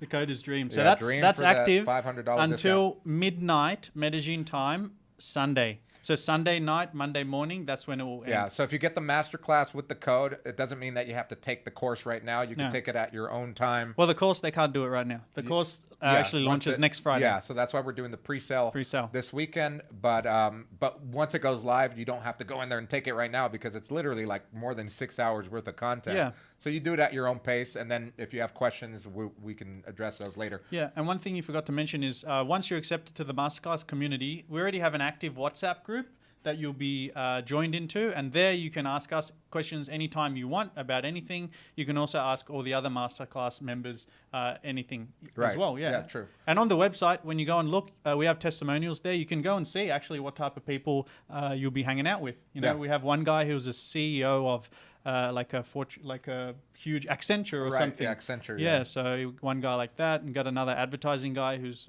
making like 7-figure. So got some pretty awesome people. Is with the main point. Right? Ulysses, thank you so much for the dono on AK's channel. Yeah. What does he say? He asked something. Oh shit! They want a link. Oh, link. Where am I typing? MedellinMasterclass.com. I'll type it here too. Yeah, MedellinMasterclass.com. So Ulysses says, Medellin culture is toxic. Really? Do you still have to type www when you do website? No? What century are you living in? You forgot the http:///::. Is it still going to... Can I click this? Anyway, guys... No, it's, it is clickable. Okay, cool. Check Ulysses that out. says, Medellin culture is toxic. They lie a lot and are untrustworthy. Doesn't matter if it's Strato 1 or 5. They're all cheaters They're and all fake. cheaters and fake. Dang, someone hurt you bad. Oof. Well, what do you call that? Yeah, tell us your story. A We wanna hear person once bitten by a snake is Scared of snakes? Is scared of a piece of rope. Is that a phrase? Yeah, Is that's that what do you call it? a proverb. A proverb. Yeah, proverb. Yeah, gotcha. Yeah. Ulysses, what happened to you, my friend? Yeah, I would what love happened? to hear your Who story. hurt you, my Which guy? woman? What did the woman do I'll to give you a hug. Because it's always women, right? Yeah. Louise? Well, I mean, to that notion, I haven't experienced that. I come from a Colombian family, and there is toxicity, but I think it's like in any family, you'll find some toxicity within the family. But as far as culture here, and all my friends that are paisas, I played competitive basketball for 10 years here, and made a ton of friends from all estratos, from 1 to 6, and I've never experienced that. Furthermore, I've never really had a serious relationship and never been bitten by that snake that you are talking about, so I'm not scared of the rope. That's one way to do it. That's just if you never get hurt, if you never get into a relationship in the first place, you're playing chess. Yeah. Yeah. We have a really good question here, actually, from Scrubberoo20. Knowing what you know now, let's say you guys started back at day one of arriving in Colombia. However, you now have 250K USD. Ooh. How or what would you invest in? 250K. I mean, literally, if you have 250K, why not put it into like a what do you call it? A ETF. You get 5%, 6% on an ETF. 250,000. That's the safest and easiest. What if you want to go hard? If you want to go hard, get rich and quick. Rich quick. We want the exciting answers, not making 5%. Yeah, if you want the safe answer, I'd put it into like an ETF or Fortune 500. You're right. Something safe that you're gonna yield something easily, no matter what. Now, if you want to go hard and go big or go home, I mean, and you want to do something in Colombia, I would probably buy property here. I would buy a couple property. $250,000, you could probably buy two. Or one really nice one and gut it and remodel it and do all that. How much does a good property cost? A property, for obviously example, in Laureles, Poblado, but let's talk Poblado. That's yeah, going to be the Poblado, highest, because right? I know the comps here. Yeah. So because I'm recently looking for a new property to buy right now, I've looked at about 20 and made 2 offers. A good deal here, a good deal in El Poblado, in El Patio Bonito, Castropol, Manila. A good deal is about $100,000. That's for a good property. And then on top of that, you're probably going to want to remodel and put in between $30,000 to $50,000 into the property. If you're going to be putting it up on Airbnb, including furnishing it and putting nice amenities like or electronics, etc., all that stuff, it's going to cost around anywhere from $130,000 to $150,000 total investment. And then from that, you can yield anywhere from being very, very conservative, 10% to 20% annually. So yeah, you can 20%. Yeah, 10 to 20%. That's much more than 5. Yeah, it's much more than 5, but then it becomes a business. You got to be on top of it. You can, and then the rest of the money that you didn't invest, that you have left over, then you can maybe make another investment into a property or maybe a safer investment. Colombia also has like ETF type of investments and like CDs here that yield around 4 to 6%. There's one that's a 12% yield, but that has special what do you call it, rules that you can't take money out, etc. I've looked into all these, but yeah, real estate has been a bigger yield for me, but it is a business. You got to be on top of it. Can you say what ETF is for anyone that doesn't know? Yeah, I forget what the acronym stands for, but it's an investment fund that trades. Very safe, but lower returns. Yeah, they trade on the stock market. Cool. Lewis Levine says he might be looking to rent in Medellin. How to go about it? Hey, we have some great videos on my channel about renting. There's one that's called like Avoid Gringo Prices and Scams. Check that one out. It's going to give you the full information there. Yeah. Also, Lewis, on mine, on MedellinBuzz, I also have a video that shows you how to go into either Facebook Marketplace, Facebook groups, and also websites that you find on Google to find furnished apartments that are not on Airbnb. They're just different websites, and how to go about that process of trying to rent there so that you pay less than what you will on Airbnb. But granted, if you're here for short term and it's furnished, you're going to be paying more than what a local would pay if it's unfurnished, going through like a 1-year contract. Mm-hmm. Absolutely. He asked another question, Lewis. Do you instruct kids in basketball and looking to teach? Volunteer in Medellin? Any thought? Yes, can play some basketball with Andrew True. Yeah, there is some actual... I actually have the number of a guy who does basketball coaching. With the girls? Yeah, with the girls. Yeah, he's part of the...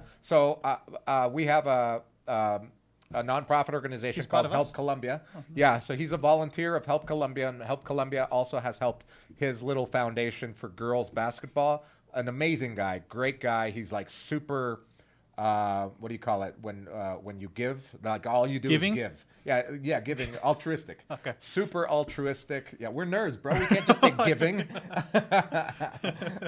Super altruistic. But yeah, you can definitely volunteer with him. And on top of that, we also are keen to open up new programs at Help Colombia, apart from the English teaching classes and the programming courses that we do to the kids in the poor neighborhoods. Super philanthropic. Philanthropic. There's a word for it. Philanthropic. Philanthropic. That's what happens when you do give away money and you live in Medellin. Philanthropic. But yeah, Lewis, just hit us up. How can you hit us up? And Hit us up either on Facebook or WhatsApp, and also you could also find our emails on our YouTube pages. Yep. I have it on the about and page. then we'll send you the link for this guy. What's his name? Yeah, Alejandro. Alejandro. So you can come and help out with some basketball. Hey, we might even come out. Maybe not you, but I can't. I gotta wait like 6 months at least to play again. Someone said it was T-Mac actually said that he could probably take you at basketball right now with a broken hand. Definitely take me. Definitely. Do you dribble right hand or left hand? I dribble right. I'm right-handed. Okay, then you're done. Then you're done for. But I've practiced a lot with my left hand. One thing that you might not be able to see from Andrew from sitting down is that he's 6'3", 230 pounds. Yeah, 230. About 230. Yeah. Okay, so that might be a bit difficult trying to muscle him out in box basketball. me out. Yeah. So we had another one. Bogart says, I have to admit I misread you guys. Oof. Turn out to be really cool. What would you think we were? That's what my girlfriend said as well. I'm sure. Cool help with the fundamentals. Yeah, definitely. Basketball has grown in popularity here too. Like I thought, like when I first got here 10 years ago, the basketball culture was small. Now it's pretty big. Like you got a competitive scene, which is really good. But yeah, you could definitely help. Here's one interesting one. Robert said on your channel, MedellinBuzz, when applying for citizenship, if you're after 65, you don't have to do the exam in Spanish. Yeah, we read that. But, Oh, you read that one? Yeah. Okay, cool. Yeah. Cool. Generous. Faith and familia is telling you that's another word that you could have used. Generous. Generous. Oh, thank you so much. Cool. Why you tripping? What's up? How you doing? Hope you're having a good day today. Guys, don't forget to hit the like and the subscribe button. Hit that like button, guys. If you're not subscribed. If you don't know what that does, that actually signals to YouTube that you're enjoying the video and it pushes it to more people like you so that we can grow our community. And, it helps us because we're trying to do something a bit different in Medellin. If you've seen all the videos in Medellin, our niche is very different to the regular stuff you do. We try and make informational stuff to help people moving here. And this sort of content moves a bit slower. Than other content. So if you hit that like button, it helps us move more rapidly. Yeah, and also we're going to be going live again for those of you just joining. This is our second ever live between the both of us, and both of us will be doing a live every month, every third Friday of the month. And then me on my channel, MedellinBuzz on YouTube, I'll be going live every Friday on a different topic and just growing the community, hopefully helping you guys on your move to Colombia or understanding Colombia from my perspective, and I hope you guys enjoy it. Yeah, absolutely. So every third Friday, you said? Yeah, right. Every third Friday, both of us together. Every Friday, I will be live. And every Sunday is my regular videos, guys. Yeah. So check that out. Every Sunday. There's always going to be content. Always going to be content, yeah. And also, I'm always looking for ideas. So if you jump on my channel and you can just comment in one of the videos, hey, can you make a video about this or that? I'm always happy to answer that or even just respond. If I'm not going to make a full video about it, I'll answer your question, yeah? So. Yeah. Mike G asks, best alternative to IKEA in Colombia. Well, first of all, IKEA exists in Bogota, and they're going to be opening one up here in Envigado or Itagüí area.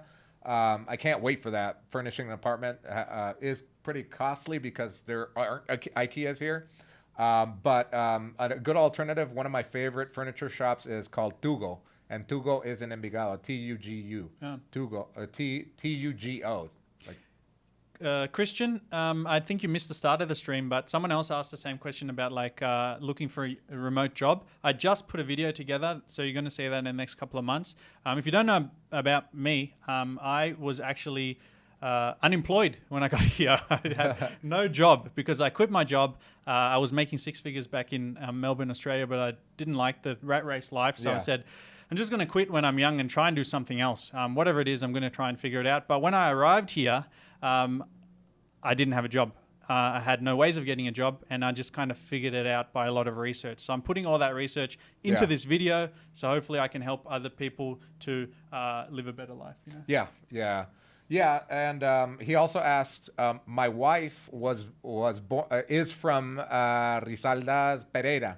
Have you guys visited? She's been in the U.S. more than half her life. but loves her birth country. She would move back in a heartbeat. I don't speak Spanish.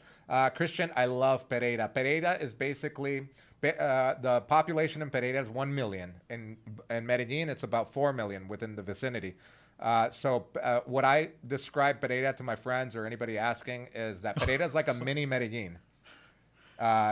Basically a mini Medellin, and so there's less things to do. It's smaller town feel, but it's cheaper. You don't speak Spanish, you'll be fine. If your girlfriend speaks Spanish or your wife speaks Spanish, you'll be fine. I was hoping that Carolina, guys, if you don't know, Carolina Diaz commenting is my girlfriend. I was hoping she wasn't. Hey, Carolina. Hoping she wasn't ¿Cómo watching estás? when I mentioned this point. But we have a funny story that we always joke about. Is that when I met her, I was unemployed, and she always says, when I ask you what you do, you just said your job was not on. And I was like, yeah, it wasn't on. It also hadn't been on for the last year, but that doesn't. So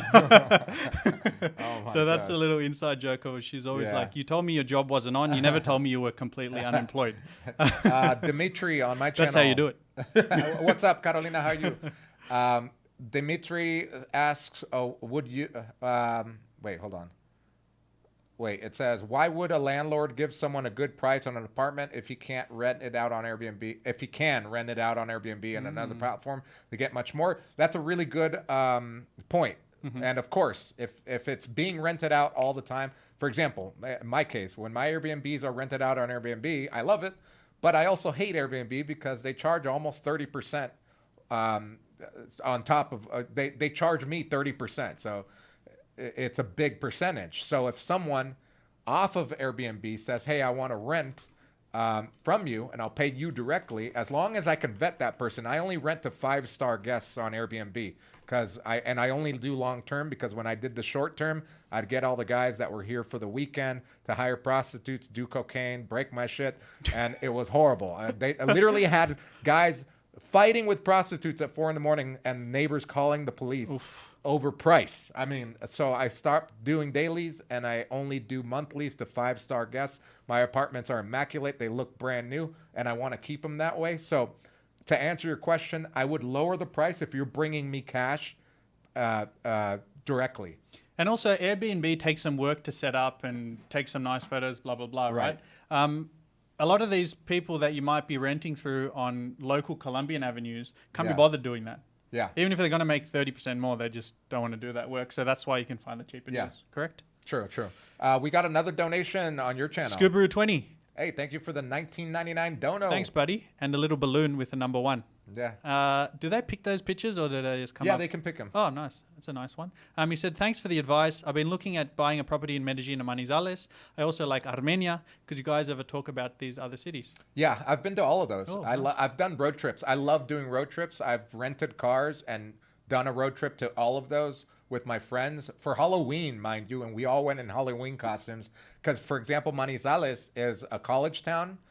In Colombia, it's smaller. It's like 450,000 people or 500,000 people, but it's mostly college town. And a lot of the people that graduate, they go to Bogota or Medellin, to the bigger cities for work. So you got a mix of older people that live there and college people that live there. And El Cable is like their Zona Rosa, where all the parties and clubs and restaurants are. Great area to live. Manizales is super cheap too. The people are just as nice. The weather is a little colder, so if you like wearing sweaters and stuff, it's actually cool. It's like on a mountainside. It's beautiful. Part of the coffee region. Yeah, you definitely love it there. If I had to ask you very quickly, what's the pros of living in Pereira over Medellin and Manizales over Medellin, and the cons? Okay, so the pros in all of those cities that you just mentioned. So Manizales, Pereira, Armenia, we can group them all together. Yeah. They're all the same? Yeah, so they're all very close in the vicinity and they're part of the coffee region. The number 1 pro is that it's cheaper than Medellin for sure. Number 2, if you don't like to be around a lot of like expats and tourists, you're not going to see that there. Another pro is that the people are just like, they're paisas. So they're all very friendly, very similar. The culture, the food is very similar to Medellin and paisa culture. Okay. So you get that as well. So like Christmas time, it's awesome. especially family-oriented. Smaller city, so you get a small-town vibe. Okay. There's a lot of towns in the nearby area as well to go Eje Cafetero, visit. right? You could go Best visit coffee in Colombia. farms. Exactly. So it's a great place to Wide live. open spaces. Yeah, if you like the slow-paced life, it's a lot slower paced. So that could be a pro and a con at the same time. If you like faster-paced life and things going on, then you might not like that. But if you like the laid-back life, then definitely those smaller cities are great. What about crime? Yeah, less crime. Obviously, smaller, less crime, and less homelessness. That's one of the things that I noticed about like Manizales, Pereira, and Armenia. It was just like you don't see that much because it's less people. The big cons, again, there's less things to do. I literally can do everything there is to do in Pereira, which is the biggest of the three there. In a weekend. Like literally they have one area where all the restaurants and stuff are, and you get the feel for it. After a week there, you're like, okay, what else is there to do? I mean, not for like us. For me, that's a con because I like to do a lot of different things. You're not going to find like Americanisms, like for example, like a sports bar. It's going to be hard to come across that. You're not going to find like a great steak maybe place. Sure. So diversity. Christian's story is very different. He's in a very different position to us though. He's married, what, three? You're married. Christian is married. 4 or 5 years. Yeah. He has a little a son as well. So he's living the family life. So maybe for him, it might be much different to, we're always looking for action, things to do, doing this, doing that. Yeah. Whereas he's a bit more settled. So yeah, he's more maybe settled. It Exactly. If you've got a family and you're not, looking to do things every single day, it definitely could work. I like going there to visit. I love going to visit, doing road trips. Keanu Hill on Keanu your Hill, channel said, thanks for the info, gents. No worries, Keanu. Said, can you talk about public transportation? I was in Medellin last week. Ease of taxis and rideshare use and inexpensive. Plus the drivers were a good source of info. Yeah, can I just talk about some new feature I just noticed on Uber, right? Yeah. I just noticed this like maybe 3 months ago. On Ubers now, you can actually get a taxi. So oh, really? Instead of an Uber? See the first option there? Well, it says it says taxi. Oh, taxi. dude, I didn't even notice that. Yeah, so taxi. And the benefit of taxi is, right, it's usually a little bit more expensive. For example, if Uber is 10,000, taxi might be like 12,000. Right. So hardly anything, but the taxis are everywhere, so they come immediately. Yeah, so and it's faster. It's faster, and I've never seen a taxi cancel. A lot of the times, the Uber guys will accept. We'll look at and be like, and cancel, then cancel. And then you got to sometimes, especially when I try to go to Moravia for our English volunteering with the kids, it'll be like a half an hour process because like 4 or 5 Uber drivers will cancel, but taxi, boom, straight away. So that's just a new feature. Yeah. Public transportation in Colombia, or at least in Medellin, is great. Yeah, but no, expats hardly take public transportation. Yeah, well, there's no reason to really take it. Yeah, like because the Uber's like $2 to go anywhere. Yeah, Uber's like $2. Yeah, from my house to your place. Like today, and he lives in Laureles. I live in Poblado. Yeah, it takes like maybe $4 in peak time. Sometimes when I come over at the night time, when it's like 6 o'clock, 6 o'clock or something, it can take once I paid 7,000 pesos. Dang. $1.50. $1.50. $1.50 for a like 15-minute drive. Like, what the hell's going on? Gringo asked, do you like and use Didi? No, I only use Uber, but a lot of people here do use Didi. I never really need to. I used to have Cabify, Didi, a whole bunch of other ones. Yeah. But now it's just Uber's so prominent, and I use like the Uber Comforts, who are bigger and they have air conditioning and stuff. It's just because I don't go anywhere anyway. Yeah, that's true. You don't need Uber to walk around the same 3 blocks every day. I need Didi to go up to the bar. InDriver is another good one. InDriver, and it's a very interesting concept. I've never seen it. It's kind of like, do you guys remember eBay bidding? How you bid and the number goes up, whatever. InDriver is like bidding, so there's no set price. You might go, hey, I want to go from Poblado to Laureles, but I want to spend 8,000, and then drivers will send their bids. I'll do it for 8. I'll do it for 10. I'll do it for 12, and then you just accept. You accept the one that you want. It's kind of a great concept. But you might be getting like a little hoopty that's gonna come, like a bucket. The cars are absolutely shit boxes and a half. But if you're just trying to go from point A to point B, it's definitely not the car. The door might be falling off. You'll fall out the car, but hey, you'll get there hopefully. I use that a lot because they don't care where they take you. A lot of these Uber drivers with the nice cars, they're not going to take you to areas like, for example, Moravia where Yeah. we go because they're like, this is too hood. I don't want to go there with my Yeah. nice car. But the shitty cars, they don't care. Whatever. Yeah. You could also use pickup. Pickup is for motorcycles. Like Hell literally no. a guy on a motorcycle with an You're extra crazy. helmet. You use that? Yeah, Oh my I've God. used it. What It's like the hell? super fast. The motorcycle guy comes with an extra helmet. You put on the helmet, get on the back, and pray.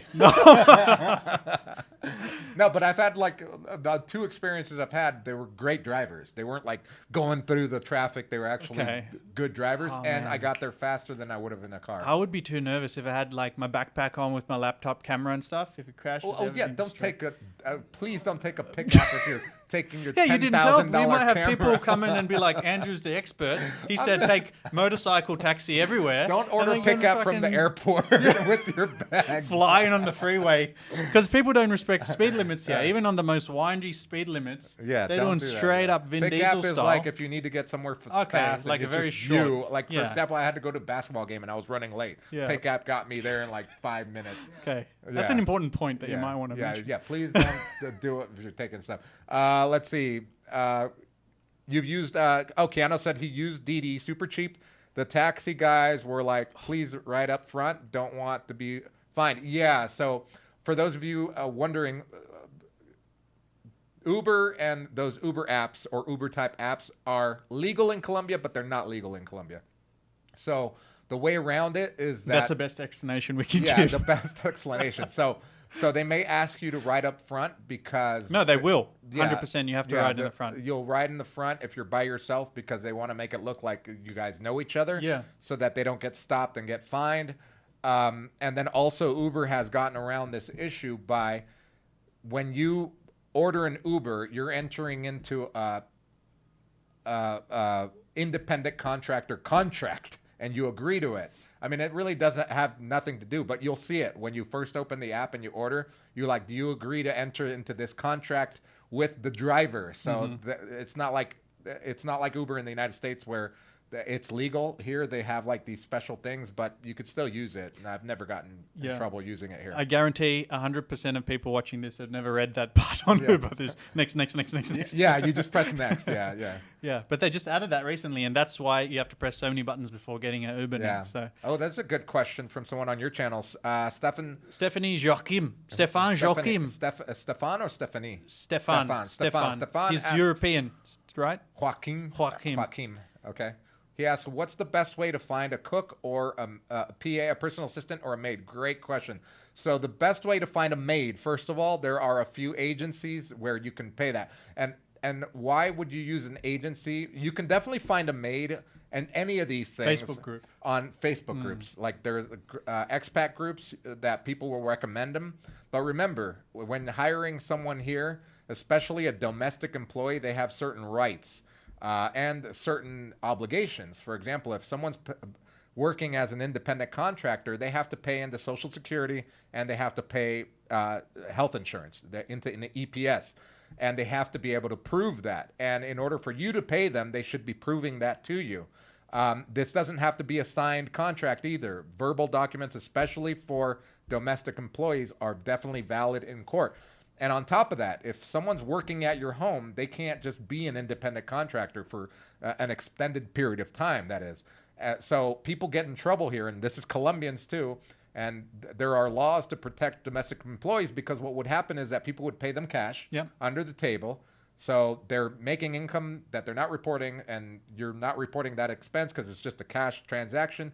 And then after 5 years of working with them, they would be fired because we don't need you anymore. Our kids are grown up. I'm moving. We divorced. Whatever the case is, they're leaving. And then that domestic employee, that cleaning lady, that cook that came to your house every Friday or every Monday and Friday, helping take care of your kids, is out of a job. She is under the table, so she's not privy to severance. She never paid into the Social Security system, so when she retires, her Social Security is going to be less. She never paid into EPS, so she doesn't have health insurance. So all those things have now been rectified through the legal system where they do have those rights. So if you hire someone and you're not paying them correctly, you could be sued. And I have one friend in the 13 years that I've been here that was sued by a cleaning lady because he was doing this, and then he fired her, and she was asking for severance. He said, I don't owe you anything. She took him to court, and obviously one had to pay 9 million pesos in severance and a fine. So, yeah, go through an agency. You just talked about big mistake number 6. Yeah, big mistake number 6, hiring people the wrong way. Yes. Yeah, exactly. Oh my god, what I'm doing. Yeah. That's why, Luisa, show me. Are you hiring Luisa the wrong way? No, she's so Luisa is a personal assistant. And hired producer now, as of today. Producer. You want to say hi to everybody? Yeah. Luisa, say hi. She's our new producer as of today. Hi. Luisa is she's a personal assistant, but she's an independent contractor. She works from her home. She doesn't come to an office. She doesn't come here. We meet maybe once a week at a co-working, but that's it. So she's an independent contractor. She pays into Social Security, and she pays into an EPS on her own. And in order for me to pay her legally, she should be showing that to our accountant, those pay stubs into Social Security and EPS. Cool. Let's get to some more questions. By the way, we have a lot of people listening now. Are you? Can we keep going, or Yeah, I have a call at 1. No, I have to end. Oh, I you have have to I have end. a consultation, guys. In the description of my videos, if you ever want to consult with me, just click and book the consultation. I have a consultation with someone that booked one at 1 o'clock our Okay. time, which is in about 10 minutes. So we have about 10 minutes, guys. If you have any other so let's keep going. important We'll get to some of questions. these questions. Yeah. With that said, for all of you guys that missed it, make sure you check out MedellinMasterclass.com. That's our new course that has been officially launched for pre-sale today. If you use this code, you're going to get a huge discount. So pop that in and check out how much of a great discount we're giving you. And that ends That ends on Sunday night. Oh, or shit. Sunday 12. Sunday, 11:59 p.m. that ends. So Okay. after that, you have to pay full price like everyone else. If you want some more information on what the course is about, just go to that website. We have a nice video there. We have all the information, every single module broken down, so you can see exactly what you're going to get in this course. Yeah, So check out the Medellin Masterclass. check Make sure that to out. like and subscribe to the video. Yeah. Gerald asks, what about black t-shirt and jeans? Do I have to dress up? No, that's literally my uniform. I'm wearing shorts. Bro, don't show that. He's wearing that. Those look like boxers, bro. They're basketball shorts. I'm a dude. t-shirt, jeans, and today I'm wearing a blue one because we're doing a video, but my usual uniform is black t-shirt, jeans, everywhere I go.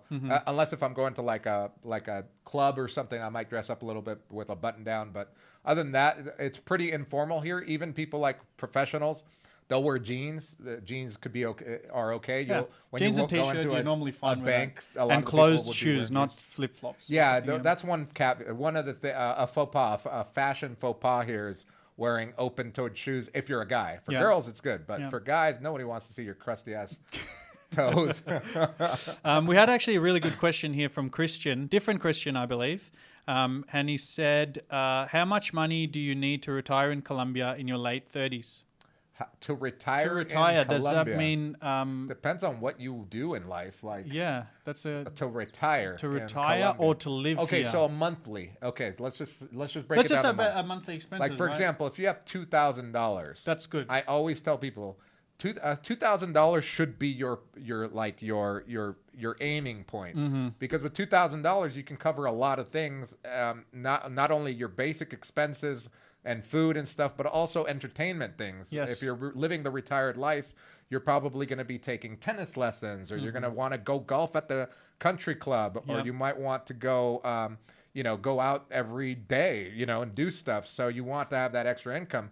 So with $2,000, that's a great starting point. Anything above that is gold. Mm-hmm. But yeah, you could even go as low as $1,500 if you want to downgrade. I was just about to say that I just broke down all my expenses and made a video about it, and mine is about $1,500. And I actually referenced your video at the end of my video Yeah. because I said the main difference is entertainment. Entertainment. So yeah. you go out to the bar Yeah, I and have like some to do drinks and stuff, stuff, yeah. and take girls out for dates, whatever. Yeah. So that's the difference of the $500. So Andrew's about $2,000 a month. I'm about $1,500 a month. Yeah. So With it works. girlfriend, without girlfriend. Yeah. With the budget with a girlfriend and without a girlfriend. That is true. That's Which true. usually it's the other way around. That's true. Girlfriends are more costly. What's your budget per month, For months, without like rent, including rent? maybe Oh, 1 million? So, yeah, so that's $250. the difference of being What the hell? a beautiful Venezuelan girl and two Being us. ugly foreign-looking dudes. Shit. No, but I can spend like 1 million in one day if I want. but Okay. It's like normal. You don't. Okay. Yeah. Okay. Yeah. Wow. That's a great. good Yeah. price. Damn. 1 million a month. That's amazing. Yeah. So yeah, if you're a beautiful Venezuelan girl, you can spend $1 million a month and be fine. $250. With $250 a month, you're Yeah. good. Andrew, how is a good starting point for Airbnb money wise? Bogart, a good starting point is to have about $100,000, especially if you want to if you want to get a visa here as a property owner or like the property owner visa. I think it's about $120,000 investment to get that visa, and it changes per year depending on the minimum wage here because it's tied into the minimum wage cost. So yeah, good starting point's about that much money. Now, if you're not getting that visa with $100,000, you can buy an even cheaper property in, like, for example, Medellin or even certain parts of Laureles for like $60,000, $80,000, and then put the rest of it into fixing up the place. Can you ship? Faith and Familia said, can you ship a car here from the States? Yes, but it has to be brand new, or it has to be a classic. Okay. You can't So get nothing like in the an middle. older. Yeah, nothing in the middle. For Yeah. example, if you have a 2021 truck that you want to ship here, they won't allow it. And if it's brand new, you can ship it. But What those does brand shipping new fees are- mean? Purchased in the Like last this what? year, yeah. Oh, like Yeah, this like year. this year's Damn, model, yeah. that's a weird rule. And then the shipping fees import fees are super expensive. I have a friend that shipped over a brand new Maserati. I don't know that was crap. I mean, he's got a ton of money, and he's pretty much the only Maserati in town. But it was very expensive. I just answered the question here. Sean said, can you find some secured buildings in lower estratos? I said, yes, you can, but probably for expats moving here, I wouldn't recommend probably anything lower than 4. Wait, what was the question? Can you find some secured buildings in lower estratos? Yeah, there's a lot. Like you can find in Strato 3 a closed. Would you recommend living in Strato 3 though? I mean, let's see.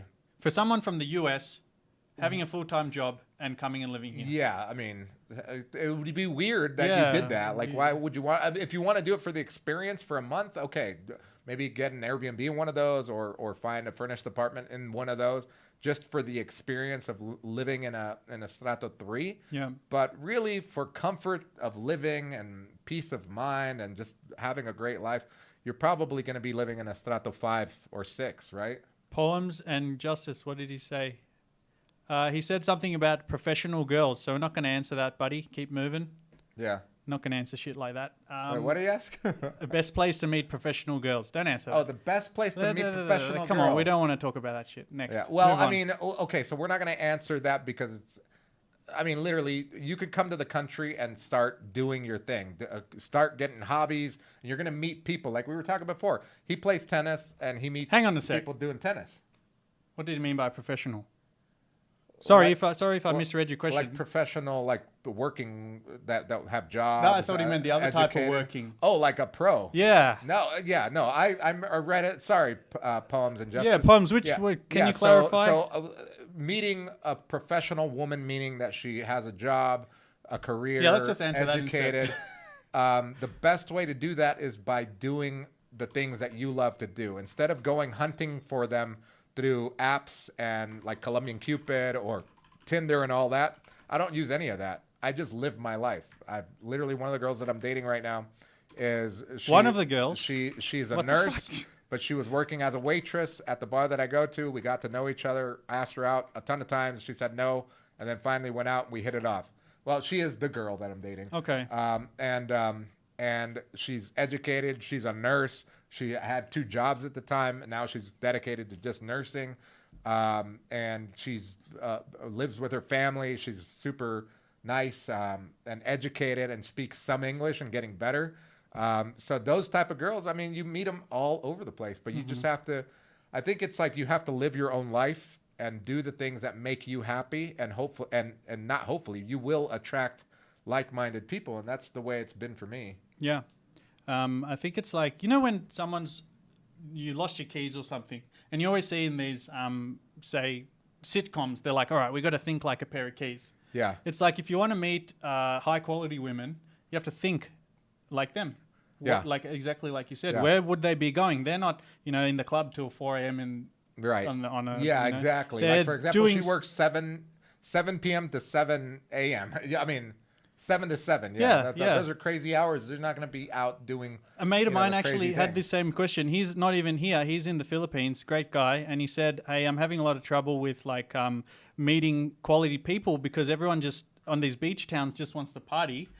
He's like, I'm going to try going to like a 7 a.m. yoga class or something because people who come to a yoga class at 7 a.m. obviously not getting shit faced till 5 a.m. Till 5 So it's a.m., like sure. that. You got to think, where do these people go? And you can go Yeah. there. Like just, I'm going to put in a link here for I you. met so many good quality people, both female and male, when I was playing like competitive and like tournaments basketball here, because there's also the women that would play. And man, I met so many people through that, just doing the things that I love to do. And we had something in common. So there was always that connection. Yeah. So for sure. All right, guys, we got to go because I got 2 minutes. I just to get got to one this more meeting. link for Poems and Justice, MDE community, and all you guys check this website out. Oh yeah. It's like basically a link that Just gives Google that. Yeah, MDE, that one. You can- MDEcommunity.com. I'll put it here. I'll put it in my chat as well, guys. You want to check this out? It's a community of WhatsApp. Go to that, MedellinCommunity.com. We have no affiliation. It's just Yeah. a great resource. If you want to find things to do in the community, connect with people, locals and foreigners doing stuff around the city, that's a great resource. I use that all the time. Yeah. All right, guys. Well, thank you guys so much for joining. Thanks for joining our in. live. We'll see you in a month, I guess. In a month with me and Yep. AK. I will see you guys on Friday on the MedellinBuzz on YouTube every Friday at 11 a.m. I'll be doing a live. Yeah. So I'll see you guys there. Hope you guys have a great weekend. And thank you. Hit Yeah, the like good and stuff. subscribe button. Yeah, hit the like, send And it to thank more you people. to all the donations today, Thank you guys. for You guys are donations. awesome. Thanks for watching. Thank you. New video this Sunday. Watch it. See you guys.